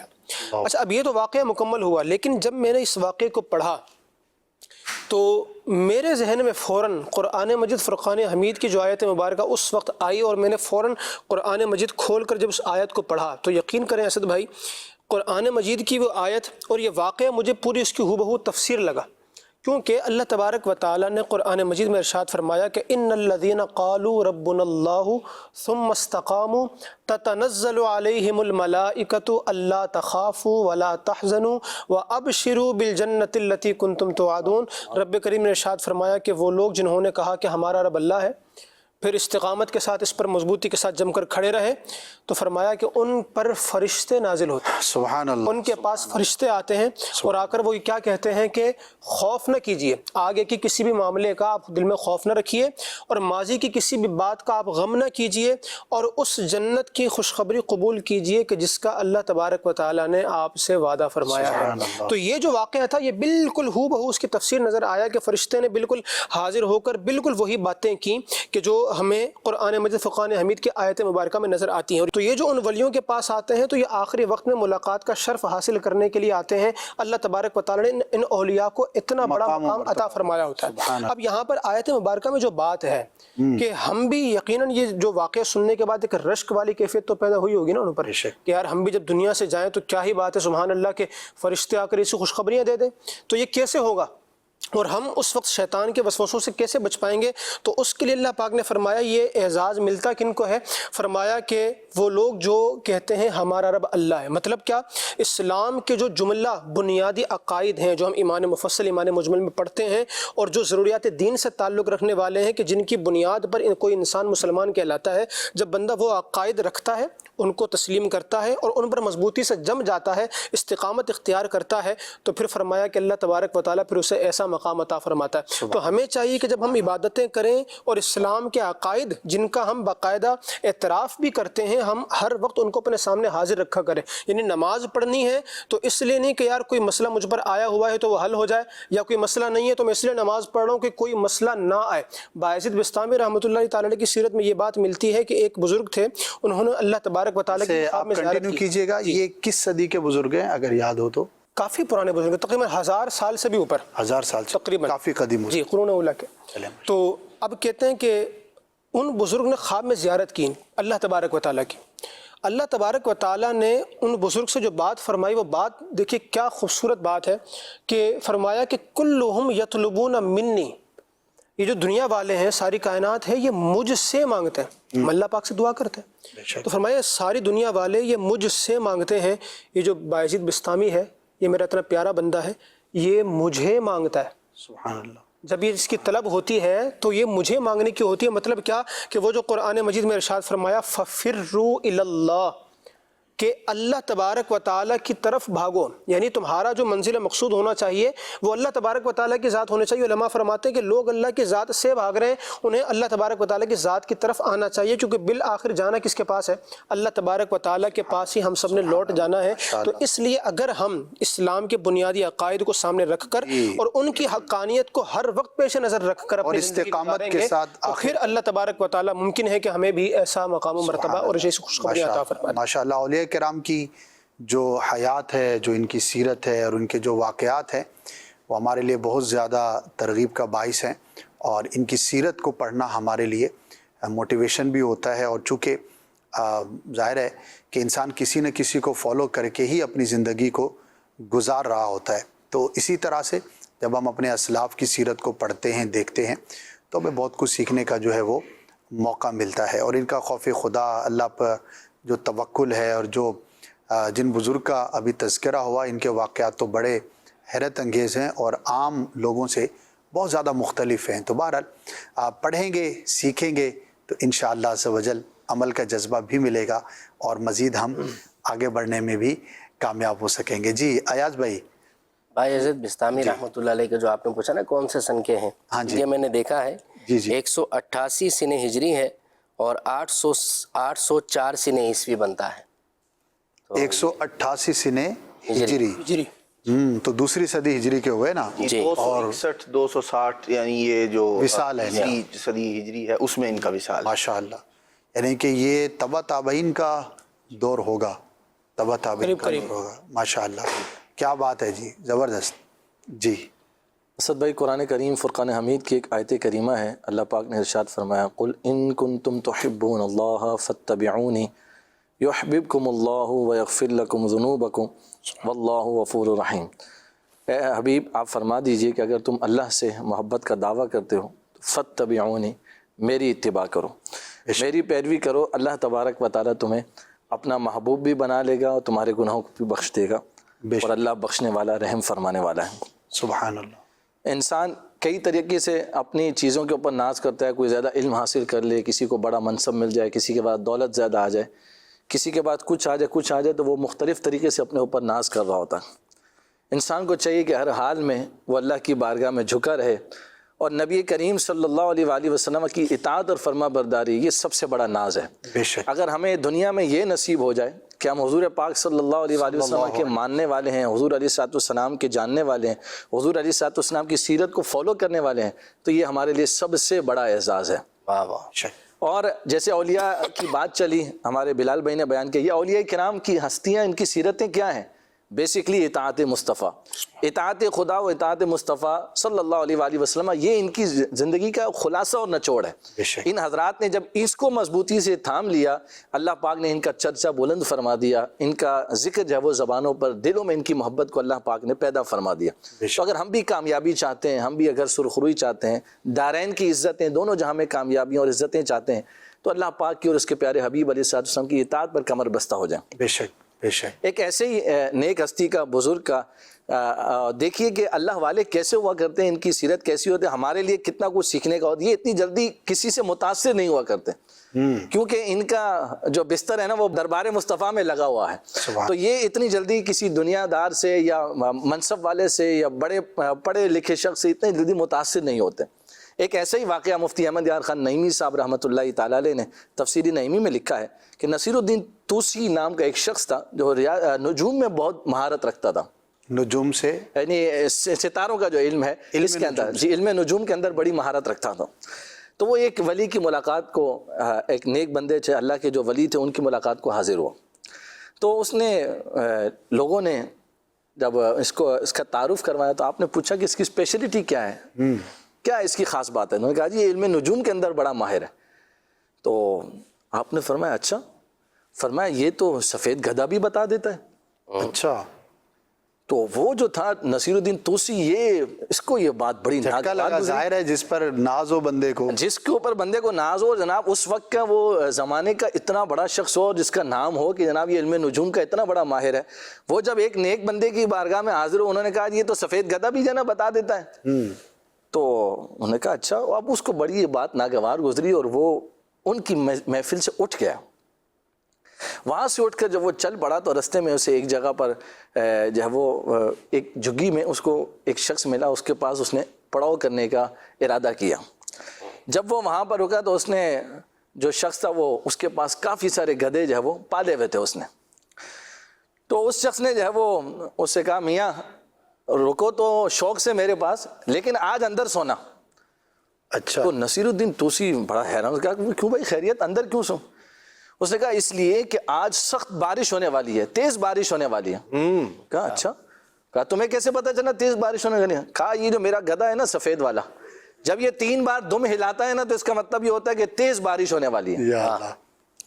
اب نصیر الدین توسی جو تھا اندر ہی اندر اس کو بڑی گلٹی فیل ہوئی کہ وہ بزرگ جو فرما گئے تھے کہ سفید, یہ تو سفید گدھا بھی میں ناراض ہو کر نکل گیا, اور یہ کیسی بات ہے. اب جناب تھوڑی دیر میں گفتگو چڑھ ہی رہی تھی, آندھی آئی, گھٹا ٹوپ اور بارش, تیز بارش شروع ہو گئی. اب جناب یہ جو تھا یہ بڑا شرمندہ ہوا اور بڑا جو ہے وہ دل کے اندر اس کے ملال ہوا کہ یار وہ کیسی بات انہوں نے فرما دی, اور مجھے اپنے علم پر بڑا ناز ہے, اور یہاں حال یہ ہے کہ جناب سفید گدھا بھی جو ہے نا وہ 3 بار دم ہلائے تو بتا دیتا ہے کہ تیز بارش ہونے والی ہے. تو اس سے پھر مفتی احمد یار خان نعیمی صاحب رحمۃ اللہ تعالیٰ نے جو نتیجہ اخذ کیا نا, آپ رحمۃ اللہ تعالیٰ ارشاد فرماتے ہیں کہ ہوا میں اڑنا اور دریا پر چلنا اور بڑا عالم بن جانا کوئی کمال کی بات نہیں ہے. فرمایا پرندہ بھی ہوا میں اڑتا ہے اور مچھلی بھی دریا میں تیرتی ہے. اور فرمایا بڑا عالم شیطان بھی تھا. فرمایا اصل کمال، اصل تصوف اور فقیری تو اطاعت مصطفیٰ کا نام ہے. نبی پاک صلی اللہ علیہ وآلہ وسلم کی در کی گدائی جو ہے یہ اصل فقیری ہے، یہ اصل تصوف ہے، یہ اصل جو ہے وہ اعزاز ہے اور مقام ہے جس کو حاصل ہو جائے. تو شاعر نے کہا نا، ریاضت نام ہے تیری گلی میں آنے جانے کا، تصور میں تیرے رہنا عبادت اس کو کہتے ہیں. تجھی کو دیکھنا، تجھی کو سننا، تجھی میں گم رہنا، حقیقت معرفت اہل طریقت اس کو کہتے ہیں. تو نبی پاک صلی اللہ علیہ وآلہ وسلم کی اطاعت اور فرما برداری، ہم کسی بھی منصب پر، اسٹیٹس پر پہنچ جائیں، کتنی بھی بلندی پر پہنچ جائیں، یاد رکھیے کہ پہلی بات تو یہ کہ ہمیشہ اللہ تعالیٰ کی بارگاہ میں جھکا رہے بندہ، عاجزی اور انکساری کا دامن رکھے، اور نبی پاک علیہ الصلوۃ والسلام کی اطاعت اور فرما برداری کو کسی حال میں بھی ترک نہ کرے، کہ یہ اصل میں ہماری سرخروئی اور عزت کا باعث ہے دنیا اور آخرت میں. تو نبی کریم علیہ الصلوۃ والسلام کی محبت دیکھیے. اسد بھائی آیت کریمہ میں ارشاد فرمایا کہ اے حبیب آپ فرما دیجئے اللہ سے محبت کا اگر دعویٰ ہے تو پھر میری پیروی کرو، میری اتباع کرو، اللہ کی محبت بھی نصیب ہوگی، اللہ تمہارے گناہوں کو بھی بخش دے گا، اور اللہ پاک بخشنے والا، رحم فرمانے والا ہے. بے شک بے شک. پیارے آقا صلی اللہ تعالی علیہ وسلم کی خوشنودی اور آپ کی اطاعت کے بغیر ہم کامیاب نہیں ہو سکتے. ہم سب کو اللہ پاک توفیق عطا فرمائے. اور یہ جو آپ نے واقعہ سنایا، ایک واقعہ مجھے عرب میں کسی نے سنایا. اچھا، پرانے زمانے کے جو لوگ تھے نا، تو ان کو عجائبات اور کائنات کے اندر جو نشانیاں ہیں ان سے بڑی رغبت ہوا کرتی تھی. بہت ساری چیزیں ایسی ہیں کہ جو کائنات کے اندر پائی جاتی ہیں، اور جب بندہ اس پہ غور و فکر کرتا ہے تو بہت ساری چیزیں جو ہے وہ معلوم ہو جاتی ہیں. پرانے لوگ جو تھے وہ آسمان کو دیکھ کر، آسمان پر ہونے والی روشنی کو دیکھ کر، یا ہاریزن پر جو سن سیٹ سے پہلے روشنی ہوتی ہے اس کے تغیر سے طوفان کے بارے میں، آندھی کے بارے میں، چیزوں کے بارے میں بتا دیا کرتے تھے. تو یہ بھی ہے، اور اللہ کی شان ہے، قدرت ہے کہ جانوروں میں بھی ایک طرح کا شعور ہے. تو عرب ہم حاضری تھی مکہ پاک میں، تو وہاں پر ایک وہاں کے مقامی کے ساتھ ہم سفر کر رہے تھے. تو بقول اس کے، اب وہ شہر کون سا تھا مجھے یاد نہیں، کہ وہاں پر آج سے کچھ عرصہ پہلے جو ہے وہ پہاڑ کو کراس کر کے روڈ بنانا تھا، راستہ نکالنا تھا. تو وہ سارے لوگوں کو جمع کیا گیا. تو اب بڑی مشکل ہو رہی تھی کہ یار روڈ تو بنانا ہے، لیکن اس کے میجرمنٹ ہم کیسے کریں، اور کہاں سے اس کی جو سلوپ ہے وہ ایزیلی جو ہے وہ بن جائے گی. تو انہی میں ایک عرب بدو جو وہاں کے باشندے ہوتے ہیں، جو گاؤں دیہات کے رہنے والے ہیں، تو اس نے کہا بھائی اس میں تم اتنی ٹینشن کیوں لیتے ہو، میرا جانور بتا دے گا. تو اس نے کہا یار ہم اچھے خاصے تعلیم یافتہ لوگ ہیں، ہم بنا تو لیں گے لیکن شاید اس میں بہت ساری انجینئرنگ لگے گی، تیرے پاس ایسی کیا چیز ہے تو اس کا ایک سواری کا جانور تھا جو پہاڑی پر چڑھتا تھا. تو اس نے کہا تم میرے ساتھ چلو، اور اس نے اس جانور کو ہانکا. اب وہ جانور جو ہے نا پہاڑی پر اپنے حساب سے کرو لیتا ہوا چلتا گیا. اس نے جہاں جہاں یہ جانور جا رہا ہے نا وہاں وہاں نشان لگا لو، اور اس پہاڑی پہ چڑھنے کا سب سے آسان راستہ یہی ہے. بعد میں جب انہوں نے میجرمنٹ کی تو واقعی وہ سب سے آسان راستہ تھا، اور بقول اس شخص کے کہ وہیں پر بعد میں راستہ نکالا گیا. تو اب جانور ہے لیکن اس کے اندر یہ شعور ہے پہاڑ پہ چڑھنے کا، راستوں میں جانے کا، کیونکہ وہ ظاہر ہے مشکل راستے سے تو نہیں جائے گا. اور آپ نے بھی دیکھا ہوگا کہ دیہاتی لوگوں کو بڑی اچھی اویئرنیس ہوتی ہے. تو یہ اللہ کی شان ہے جانوروں میں، پرندوں میں. بلکہ پرانے لوگ جو ہے نا کتوں کی آواز سے بھی اندازہ لگاتے تھے کہ کچھ ہونے والا ہے، کہ طوفان آنے والا ہے یا زلزلہ آنے والا ہے. تو اس سے پہلے تو اس طرح کی کتابوں میں بڑی ایکسپیرینسز جو ہے وہ موجود ہیں. اور یہ اللہ کی شان ہے. انسان ظاہر ہے کہ اشرف المخلوقات ہے، دیر از نو کمپیریزن. اس کا مطلب یہ نہیں ہے کہ آپ انجینئرنگ کے بجائے گدھے پالنا شروع کر دیں کہ بھائی آئندہ سے راستہ اسی سے ناپیں گے.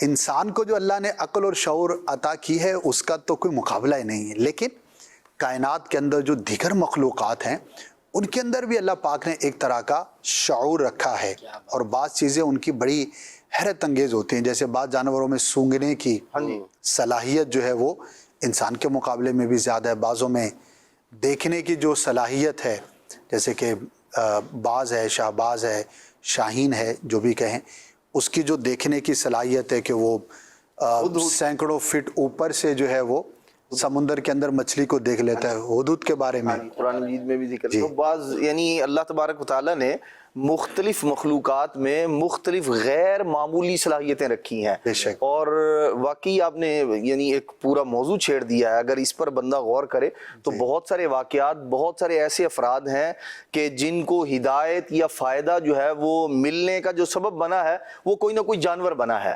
تو یوں یعنی یہ بہت سارے واقعات ایسے جو ہے وہ جمع کیے جا سکتے ہیں۔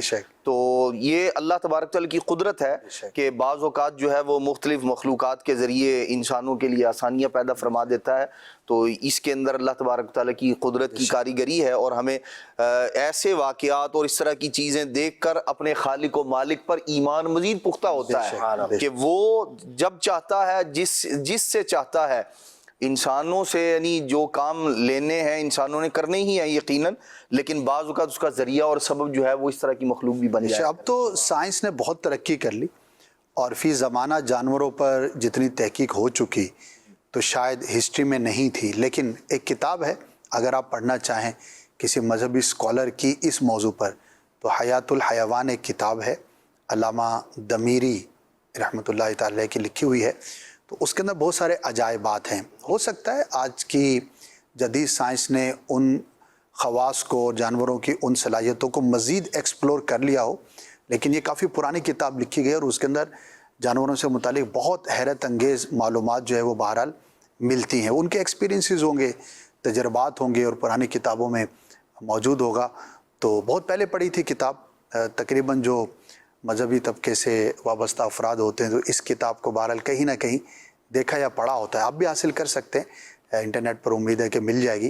آپ نے ضخیم کتاب کا بتایا، میں ایک چھوٹی کتاب کا بتا دیتا ہوں کہ کم وقت میں پڑھنا چاہتے ہیں تو عجائب الحیوانات کے نام سے ابو النور محمد بشیر کوٹلوی صاحب رحمۃ اللہ تعالی کی کتاب ہے۔ اچھا، ماشاءاللہ۔ تو وہ بھی ماشاءاللہ اسی طرح مختلف حیوانات کے متعلق کی گفتگو ہے، اس میں آخر میں سبق بھی دیا ہوتا ہے۔ ماشاءاللہ، یہ وہی ہے جو عورتوں کی حکایات، مختلف حکایات، جو سچی حکایات سیریز ہے پوری، اور بہت ہی شاندار ہے اور پڑھنے کے لائق ہے۔ یعنی کہ جن کو ناولز پڑھنے کا یا کہانیاں پڑھنے کا یا سٹوریز پڑھنے کا شوق ہوتا ہے تو یہ جو پوری ایک سیریز ہے اگر آپ وہ پڑھیں گے تو بڑا خوبصورت انداز ہے، اور مطلب کمال ہے۔ یعنی کہ سٹوری رائٹنگ کے اندر اور اس سے نکالے گئے جو اسباق ہیں اس میں بڑی بے مثل یہ حکایات پر مبنی کتابیں ہیں۔ تو بہرحال اگین وہی بات ہے جو شروع میں بھی ہوئی تھی کہ دین کا علم جو ہے وہ جتنا زیادہ ہوگا انشاءاللہ ہماری دنیا اور آخرت دونوں کے لیے بہتری کا سامان ہوگا۔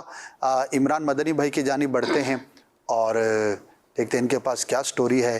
جی، وقت مختصر ہے تو بڑے اختصار کے ساتھ انشاءاللہ بیان کروں گا۔ جزاک اللہ۔ شعب الایمان کی روایت ہے، اور یہ واقعہ ہے حضرت عبداللہ بن عمر رضی اللہ تعالیٰ عنہ، فاروق اعظم رضی اللہ تعالیٰ عنہ کے شہزادے حضرت عبداللہ بن عمر رضی اللہ تعالیٰ عنہ جو ہے سفر میں تھے، تو سفر میں کہیں دیکھا کہ ایک چرواہا جو ہے وہ اپنی بکریوں کو چروا رہا ہے۔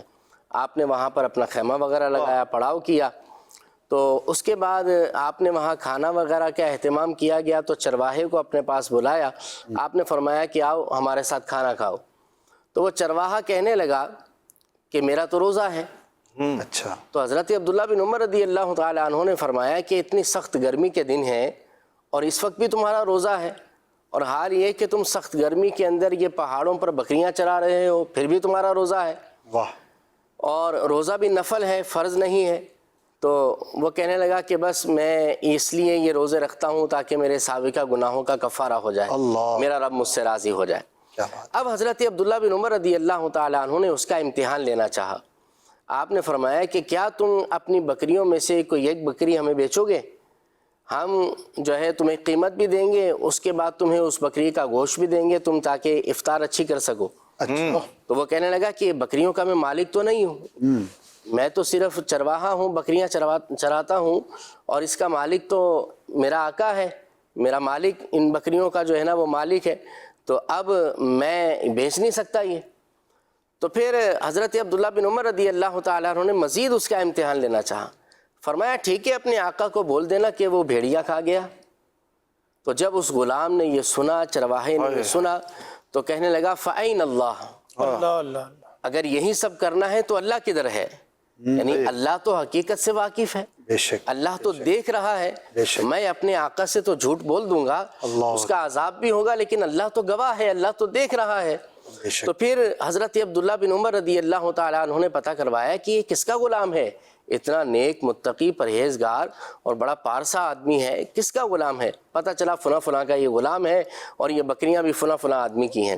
تو حضرت عبداللہ بن عمر رضی اللہ تعالیٰ عنہ نے وہ غلام بھی اس بندے سے خرید لیا، اچھا، اور سارا کا سارا ریوڑ بھی خرید لیا، بکریاں خرید لیں، اور وہ بکریاں خرید کر حضرت عبداللہ بن عمر رضی اللہ تعالیٰ عنہ نے اسی غلام کو چرواہے کو عطا فرما دی، اور پھر مزید اس پر احسان یہ کیا کہ اللہ کے لیے اسے آزاد کر دیا. سبحان اللہ. فرمایا اب تم آزاد ہو، اب بکریاں چرانا بھی تم پر لازم نہیں ہے، اب دل کھول کر اپنے رب کی عبادت کرو، اپنے رب کو راضی کرو. کیا بات ہے. تو اب اس آیت کا، اس روایت کا نتیجہ یہ نکلتا ہے کہ بندہ جو ہے ہر وقت یہ ذہن رکھے کہ مجھے اپنے رب کو راضی کرنا ہے، اور دوسرا یہ ذہن رکھے کہ اللہ دیکھ رہا ہے. بے شک. آج کل حال یہ ہے اپنا اسد بھائی، ہمارے ناظرین بھی اس کو شاید ایگری کریں کہ جہاں پر CCTV کیمراز لگے ہوئے ہوتے ہیں نا، اور وہاں پہ لکھا ہوتا ہے کہ کیمرے کی آنکھ آپ کو دیکھ رہی ہے، تو وہاں بڑے سنبھل کے رہتے ہیں. مسجدوں میں چپلیں چوری ہوتی تھی تو اب کیمرے لگا دیے، تو اب لوگ جو ہے نا بڑے محتاط ہوتے ہیں کہ ہاں یار اس مسجد کے اندر جو ہے نا وہ کیمرہ لگا ہے، یہاں سے جو ہے نا وہ چپل چوری نہیں کرنی. بہرحال اور بھی مقامات پر ٹریفک جو ہے وہ چل رہی ہو، ٹریفک رولز کی اگر خلاف ورزی کرنی ہے تو کر لیتے ہیں، لیکن جہاں کیمرہ لگا ہو تو وہاں بڑے سلو ہو جاتے ہیں، وہاں بڑی پاسداری کرتے ہیں. تو جہاں پر یہ لکھا ہو کہ کیمرے کی آنکھ تمہیں دیکھ رہی ہے، اس وقت تو بندہ بڑا محتاط ہو جاتا ہے. اور حال یہ کہ یہاں پر اس کیمرے کو تو چکمہ بھی دیا جا سکتا ہے، کچھ بھی اس کا حل نکالا جا سکتا ہے، مگر میرے رب کو کوئی چکمہ نہیں دے سکتا، اللہ کو کوئی فریب نہیں دے سکتا، اللہ رب العالمین کو کوئی دھوکہ نہیں دے سکتا، اور اللہ رب العالمین ہر وقت ہمیں دیکھ رہا ہے. تو اس حال میں اگر بندہ رہے کہ میرے ہر حال میں مجھے رب دیکھ رہا ہے، تو پھر بندہ گناہوں سے بھی بچے گا، پھر بندہ جو ہے وہ حرام سے بھی بچے گا، پھر بندہ جو ہے وہ اپنے ناجائز معاملات سے بھی بچے گا، پھر بندہ ہر وقت جو ہے وہ خوف اور امید کی کیفیت کے اندر رہے گا، اپنے رب کو راضی کرنے کے اندر لگا رہے گا، اور پھر اللہ کی مہربانیاں، اس کی رحمتیں، اس کی نوازشیں اس بندے پر ہوں گی. بس جب بھی کوئی کام کرنے لگے، اللہ کرے کہ ہمارا یہ ذہن بن جائے کہ اللہ ہمیں دیکھ رہا ہے. پچھلے کچھ عرصے میں اسد بھائی شاید آپ کو یاد ہو، ماشاءاللہ آپ ہی کی طرف سے، آپ ہمارے نگرانی مجلس ہیں، ایک تحریر جو ہے نا وہ چلی تھی، تمام ہی ڈپارٹمنٹس کے اندر سسٹم پر لگائی گئی تھی کہ اللہ دیکھ رہا ہے. اس کا اسٹیکر لیا گیا تھا، ایک اسٹیکر جو ہے وہ ہر ڈپارٹمنٹ میں یعنی لگایا گیا تھا، اور اس پر لکھا ہوا تھا کہ اللہ دیکھ رہا ہے، اور سسٹم پر بھی لگایا گیا تھا، اسکرین پر بھی ڈسپلے کیا گیا تھا. تو ایک اچھا طریقہ تھا کہ سسٹم پر بھی بیٹھیں تو کچھ غلط کام نہ. اور یہ اللہ پاک کی رحمت سے جو نیک لوگ ہوتے ہیں، تو جیسے ہم دنیاوی طور پہ ریمائنڈرز اپنے لگاتے ہیں نا، ٹیبل پہ رکھتے ہیں، تو ایسے ہی ہم نے نیک لوگوں کو دیکھا کہ اس طرح کے توغرا میرے لیے سنت کی ویڈیوز بھی آپ نے دیکھی ہوں گی، یاد دہانی کے لیے، اور اللہ دیکھ رہا ہے یا اس سے کوئی اور جملہ اس طرح کا لکھ کر رکھتے ہیں، تاکہ بار بار جب اس پر نگاہ جاتی ہے تو بندے کا تصور جو ہے وہ تازہ ہو جاتا ہے، اور ہم بھول جاتے ہیں. ظاہر ہے کہ کسی بھی مسلمان سے اگر پوچھیں کہ کیا اللہ دیکھ رہا ہے، کوئی بھی انکار نہیں کرے گا، نہ تو مسلمان، لیکن بھول جاتے ہیں، اور ہم جو ہے وہ غفلت کا شکار ہو جاتے ہیں. تو اس طرح کی چیزیں رہیں. سیدی اعلیٰ حضرت کا وہ روزہ افطار والا بھی واقعہ ہاں جی، بہت سارے واقعات ہیں بزرگان دین کے، ایک سے بڑھ کر ایک واقعہ، اور آج بھی ایسے لوگ موجود ہیں. یہ تو آپ نے پرانا واقعہ جو صحابی کا بیان فرمایا. ہم لوگ ایک دفعہ سفر پر تھے شمالی علاقہ جات میں، تو وہاں پر ایک بوڑھا شخص تھا، تو وہ اسی طرح جانور لے کے جا رہا تھا، بھیڑ بکریاں. تو اس سے ہماری ملاقات ہوئی، تو ہم نے پوچھا بھی کیا ہے سلسلہ، تو وہ بھی اسی طرح چرواہا تھا جو کسی کی بکریاں لے کے جا رہا تھا.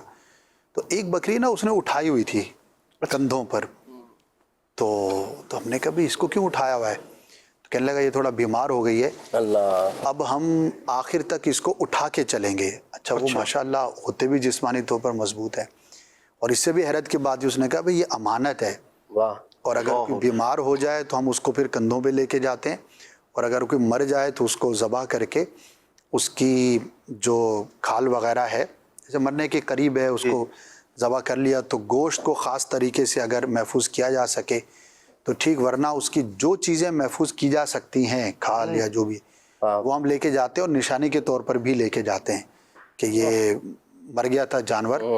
تو بہرحال اللہ پاک جسے توفیق عطا فرمائے، آج بھی امانت کا خیال رکھنے والے بھی ہیں، لیکن ایک بڑی تعداد ہے جو خیانت کرتے ہیں، جو ایسا معاملہ کرتے ہیں، تو انہیں اللہ پاک کی بارگاہ میں ڈرنا چاہیے۔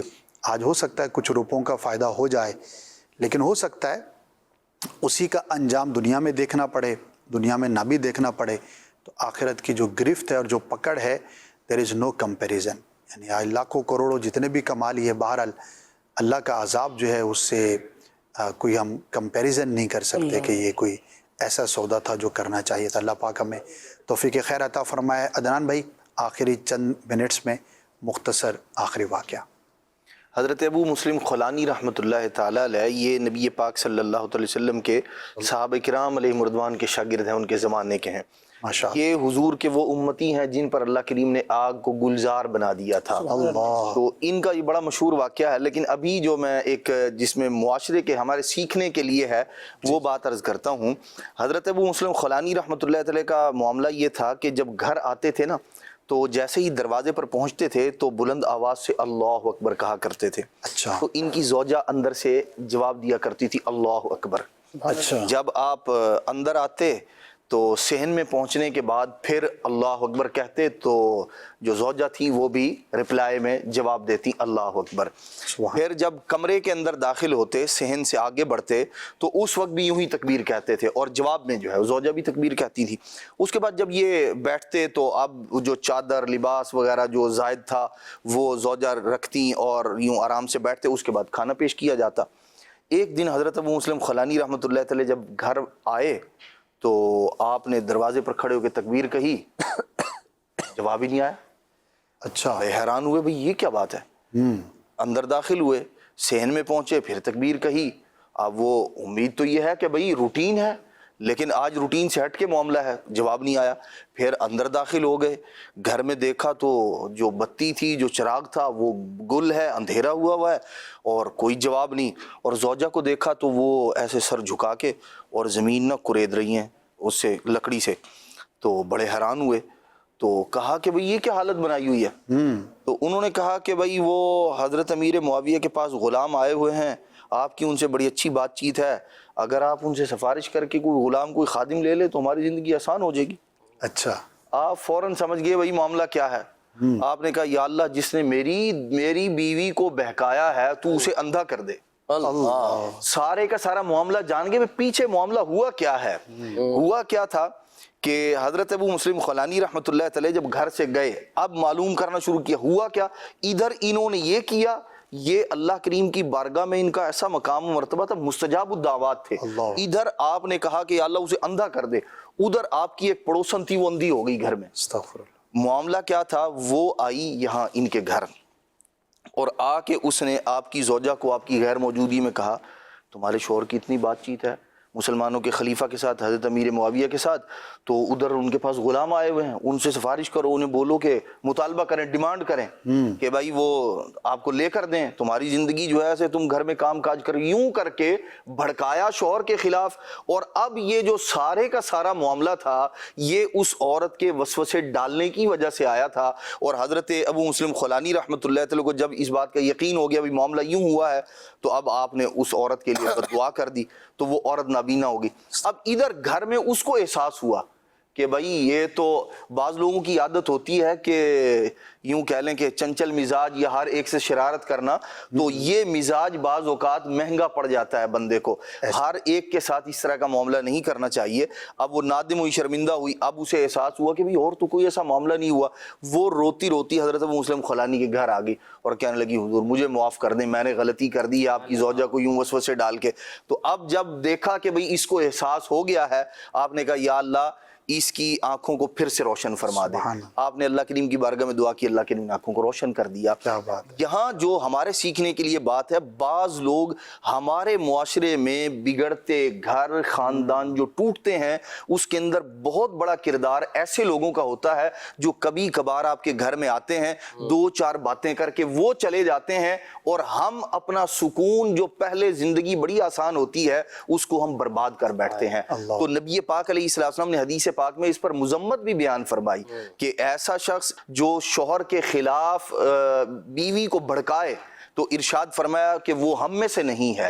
اس پر اور بھی وعیدات ہیں. تو ہمیں اپنے گھر کا سکون کسی کے کہنے پر برباد نہیں کرنا چاہیے، اور بیدار مغزی کے ساتھ اور اپنے معاملات کو شریعت کے مطابق جو ہے وہ پورا کرنا چاہیے. ماشاءاللہ. ناظرین، واقعات تو بڑا ہی جامع ہے اور اس کے ضمن میں جو ہے وہ کلام بھی بہت کچھ ہو سکتا ہے، لیکن سمجھنے کی بات ہے کہ اللہ نے جو عطا کیا ہے، جو ہمارے وسائل اور اسباب ہوں اسی میں گزارا کرنا چاہیے. ہاں، مزید نعمت کے لیے کوشش کرنا، اس سے کوئی منع نہیں ہے، لیکن پازیٹیو وے کے اندر. اگر شوہر اور بیوی دونوں آگے بڑھنا چاہتے ہیں تو بالکل بڑھنا چاہیے. آسائشیں، آسانیاں دینی چاہیے، اور ہر شخص چاہتا ہے کہ اپنے گھر والوں کو آسانیاں دے. کون ایسا بد نصیب ہوگا کہ جو یہ نہیں چاہتا ہوگا؟ لیکن اس آسائش کے لیے یا اللہ کی نعمت کے حصول کے لیے نیگیٹو ہو جانا اور ایسا انداز اختیار کرنا کہ جو ناپسندیدہ ہو، اس بات کی مذمت ہے. نیگیٹیوٹی پھیلانے والے ہیں، اور میں کہتا ہوں کہ بعض لوگ ایسے ہیں کہ جن کے پاس بیٹھو تو ایسا لگتا ہے کہ کل تیسری جنگ عظیم لگنے والی ہے اور بس پاکستان تو بس دیوالیہ ہو گیا. اور ان کے ساتھ بیٹھنے کے بعد یہ احساس ہوتا ہے کہ زندگی میں کبھی کچھ اچھا ہوا ہی نہیں، اور ہمارا جو معاشرہ ہے اس سے برا دنیا میں معاشرہ نہیں ہے. جتنی مہنگائی ہمارے علاقے میں ہے تو دنیا کے کسی کونے میں ہو نہیں سکتی. ہماری قوم جتنی بری ہے، اس سے بری قوم نہ پہلے کبھی پیدا ہوئی نہ قیامت تک کے لیے پیدا ہوگی. اتنا نیگیٹو. تو بھائی کوئی دنیا میں اچھا بھی ہو رہا ہے، کوئی آپ کے علاقے میں، کوئی آپ کے معاشرے میں، یا آپ کے ساتھ یا آپ کے اطراف میں، یا پچھلے 10 سالوں میں آنے کچھ نہیں ہوتا. وہ بیچارے مطلب گندے ہوئے ہوتے، گڑے ہوئے ہوتے. میں نہیں کہتا کہ دودھ کی نہریں بہہ رہی ہیں، ایسا نہیں ہے، لیکن ایسا بھی نہیں ہے کہ ہر جگہ پر آگ برس رہی ہے. تو there should be a balance, اور نیگیٹیوٹی نہیں ہونی چاہیے. اینڈ آف دا ڈے کچھ بھی ہیں حالات واقعات، پازیٹیو تھنکنگ سے ہی آپ باہر نکلیں گے نا. نیگیٹو مائنڈ سے تو آپ کبھی بھی باہر نہیں نکل سکتے. تو میں خود بھی ایسا بنوں کہ اگر میرے ساتھ کوئی کچھ دیر کے لیے بیٹھے تو 2 اچھی باتیں لے کے اٹھے اور اس کا دماغ جو ہے نا وہ ہلکا ہو. ایسا نہ بنوں کہ جیسا وہ آیا تھا بیچارہ تو جاتے وقت جو ہے نا وہ ایسا فیلنگز ہوں کہ یار میں دنیا میں آیا ہی کیوں، میں پیدا ہی کیوں ہوا، نہ ہی پیدا ہوتا تو اچھا تھا. تو ایسی فیلنگز جو ہے وہ نہیں ہونی چاہیے. اللہ پاک ہم سب کو پازیٹیو رہنے کی توفیق عطا فرمائے. ہاں، اس ساری گفتگو کا مقصد ریئلٹی سے آنکھیں پھیرنا ہرگز نہیں، لیکن ایک بیلنس ہونا چاہیے، اور ایک عقل اور شعور کے ساتھ ہمیں ایک اچھا مسلمان ہو کر اپنی زندگی کو گزارنا چاہیے. اللہ پاک ہم سب کو توفیق خیر عطا فرمائے. جو کچھ باتیں ہوئیں، جو کچھ حکایات کے ضمن میں ہم نے سیکھا، ہم سب کو اللہ پاک توفیق خیر عطا فرمائے. مدنی چینل دیکھتے رہیے، انشاءاللہ بہت کچھ سیکھنے کا موقع ملتا رہے گا. صلو علی الحبیب صلی اللہ تعالی علی محمد صلی اللہ علیہ وآلہ وسلم. کہانی کے پیچھے کہانی سنو، کہانی کے پیچھے کہانی سنو. نئی باتیں سن لی، نئی باتیں سن لی، پرانی سن